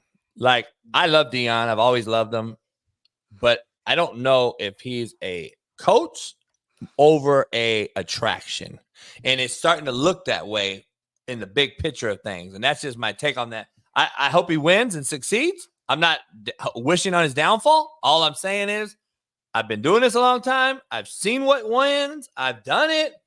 I've also lost. I'm just telling you, I haven't seen it done this way, even in this era, even in this crazy era we're in. Hey, it's at 9, man. Let's end it with some hell yeah, hell nah real quick. But before that, though, I want to show you this one text right here. This is what's going on out here in the recruiting world. I just got this from a good friend. When I recruit a high school kid, I have to deal with a top 14, top 8, and other random announcements for clicks with no real gauge on their interest. While a kid in the portal will usually tell me exactly what he's looking for. And if interest is there from the jump, that's also what's killing high school recruiting. Okay, real quick, though. Let's be honest. We made that way. We made this way. If you didn't recruit the portal or allow the portal, then you wouldn't be killing high school, and those kids couldn't tell you that. The reason the portal kid's telling you that, because they know they're on their last leg. It's like the cat going to jail. He's going to snitch on his homie. This is what we're doing now. This motherfucker's snitching, homie. This is what we've created. We've created a bunch of snitch-ass motherfuckers because we don't want to go out and turn over rocks and find the hungry high school kid. Guess what, dog? You know how many times I've been told no? It just takes the one no to tell me yes. But we're so lazy, we get told no one time. Guess what? If a motherfucker told me no, you know what I'd be? A motherfucking pussyless virgin. Right. Like, why don't I? If you can't go get no pussy, you cannot recruit. Keep it 100. And I used to fire coaches. Hey, coach, when last time you had some pussy? Shit, coach, been fired. Fuck out of here. I'm being real, homie. If you can't get no pussy, you can't recruit. That's number one. No, I think we have to listen. I do not believe it'll be very hard to go back to the system where if you transfer, you got to sit out a year. I don't think that's going to be very hard. That's not going to be very hard to re-implement. I think we've overcorrected. You know, when guys start saying that this coach is messing up my mental health, and so therefore I should be able to play right away, and then they broke the gate open. I think if President Mark Emmert at the NCAA, who was also the president of the University of Washington when I was there, if it is going to be very simple to reestablish. If you transfer, you sit out. No doubt. Let's go, Smitty. We got some hell yeah, hell no. Tank killed you last week, by the way, and that shit. That was a competition? I ain't right. I didn't know he was competition. It's not. Hey, look, JB raised me. JB trying to put the two. Look, you the only other brother to come on this show outside me. I'll be by myself as the brother. We finally got another brother on this show. He's trying to pull it. We call T-Rich. Smitty, I ain't going. What you call it? Hold on, what T-Rich? We call T-Rich. T-Rich is like tonguing or something. He said Rikishi is his uncle. T-Rich said Rikishi is his uncle. T-Rich blacker than everybody in this motherfucker. All right. Hell yeah, hell nah. Here we go. Tank you up. Will Aaron Rodgers return this season? Hell no. Not if he on that flimsy ass Achilles. Hell no. Man, I'm going to say hell no, only because the Jets are not going to be in the playoff contention. If they were in the playoff contention, Aaron would come back and just to prove a point. But now I don't think there's no point of risking that if it's not going to mean anything. So hell no. I'm going to say hell yeah. This is why. He has to get a few snaps in to tell his psyche and himself that I'm ready to go next year and get this team back to what it is. I don't think he plays every game full go. I think he does return, though, at some point and at least shows the world I came back. He's too egotistical driven. He's too fucking smart ass of a guy to say, oh, I'm just going to sit out. He's going to show the world that he did do defeat. The first situational quarterback. Yeah. Red zone, get him in there. Yeah. Hell yeah, hell no. What's your boy for the Saints? What's my boy? Yeah. Taysom, whatever. Taysom Hill, yep. Hell yeah, hell no. Brock Purdy will win the MVP. Hell no, he shouldn't. Hell no. Hell no. He Vegas has him climbing up minus 600 right now. Hell no. He ain't winning that thing. They ain't even gonna let Brock win that thing. If the Niners run this thing and get into they're the 1 seed, and that's about when they pick, it's gonna be hard to keep them out. Well, I do know the NFL loves a story, and if Mr. Irrelevant is in the run for MVP, I do think the NFL might do some little janky shit and have him win it just because he's plus 300 now. And the NFL loves to anoint the great white hope, whether it's Luke Kuechly, Christian McCaffrey. If you're a white dude and you're balling, the NFL's like, yeah, that's our guy. So, I mean, I still say hell no, but if he's close, the NFL going to be like, let's get him in there. Hey, he's a rarity. White motherfucker rare, about 10%. Went to high school with my daughter. Hell yeah. Oh, okay. Hell yeah, hell nah. Christian McCaffrey's the best white running back of all time. Woo! I'm gonna say y'all older than me, so y'all got more knowledge than me on this. I'm gonna say hell yeah, though, off the top of the head. I'm gonna say hell yeah. I'm gonna say hell yeah, just because, like, yeah, he's tough, and who else is there? Who's my boy that was on the cover of Madden from the Browns? He almost Peyton Hillis. Hillis was nice, but I don't think he's better than McCaffrey. I don't think. Nah, he was a straight head guy. He had no. I mean, he didn't have that much wiggle. I think yeah. I mean, because there's only like 2, 3. Nah. So look, I'm old school. John Riggins was a motherfucker. Yeah. Let's be honest. Yeah. So was Larry Zonka. Yeah. He was a fullback, I thought. And you know, you've had some hit and miss. Mike Allstott was a fullback. There's been some great ones. Another Stanford alum who's a California Norco guy, Toby Gerhardt, was unbelievable coming out of college, and then he short-lived NFL career. But NFL wise, yeah, he got it. He got it right now. Yeah, for sure. I think if he continues to play, I think those guys that played in the 80s, you know, they played a long time, and I think he's just got to stay healthy. He's the Eminem of NFL. Facts. Hell yeah, hell no. The Rams are a playoff team. Hell no. They playing well right now, Tank. The motherfuckers. Playoff team, wild card. I say hell yeah. I can see them making the wild card. I'll say hell yeah. I'm looking at the NFC standings, and I'm like, fuck, they just passed the Seahawks. Like they're all in the mix right now. Come on, Gino. Shit. I know, Gino, man, they've been tripping lately. Hell yeah, hell nah. I'm gonna say yeah. Hell yeah, hell nah. Alabama wins the Natty. Oh, with my Huskies in there, I gotta say hell no. I gotta say that my dogs is gonna do it no matter what I know on the inside of my heart. I'm gonna say hell no, man. I'm gonna still stay on that Michigan bandwagon. This is a very tough opponent for them because they win at the line of scrimmage with their big offensive linemen and running the ball well. But I don't think they're gonna be able to just bully Alabama up front. Bama don't get bullied at the line of scrimmage, so they're gonna have to figure out a way to throw that ball, like Steve Kim said, and make them kind of keep them honest on defense, or to where they can't stack the box. And we'll see. That's going to be a hell of a game, but I think Michigan's going to pull it off. Well, been another great show. Smitty. He didn't even give an answer, but it's all right. What? You didn't answer. No, I didn't answer. I got I think they're playing Texas again, unfortunately. I like Washington too. I think you can't. Like I said, I picked them to beat Oregon. I said the heart of a champion. They're undefeated. They only know how to win right now. They do not know how to lose. So them and Michigan are the only teams that do not know how to lose. So I think the one thing my Huskies got going is they got the football gods on their side. I mean, there's so many times Penix throws in a double coverage. They come out with the catch. It's I would think it's poor time management, and they end up winning the game. Listen, the football gods love my Huskies this year. It's the year of the Husky. I got and for one of our great fans here, Eddie Manyweather, Dallas Cowboy fan. Tank played for the Cowboys. The last hell yeah, hell nah, perfect timing.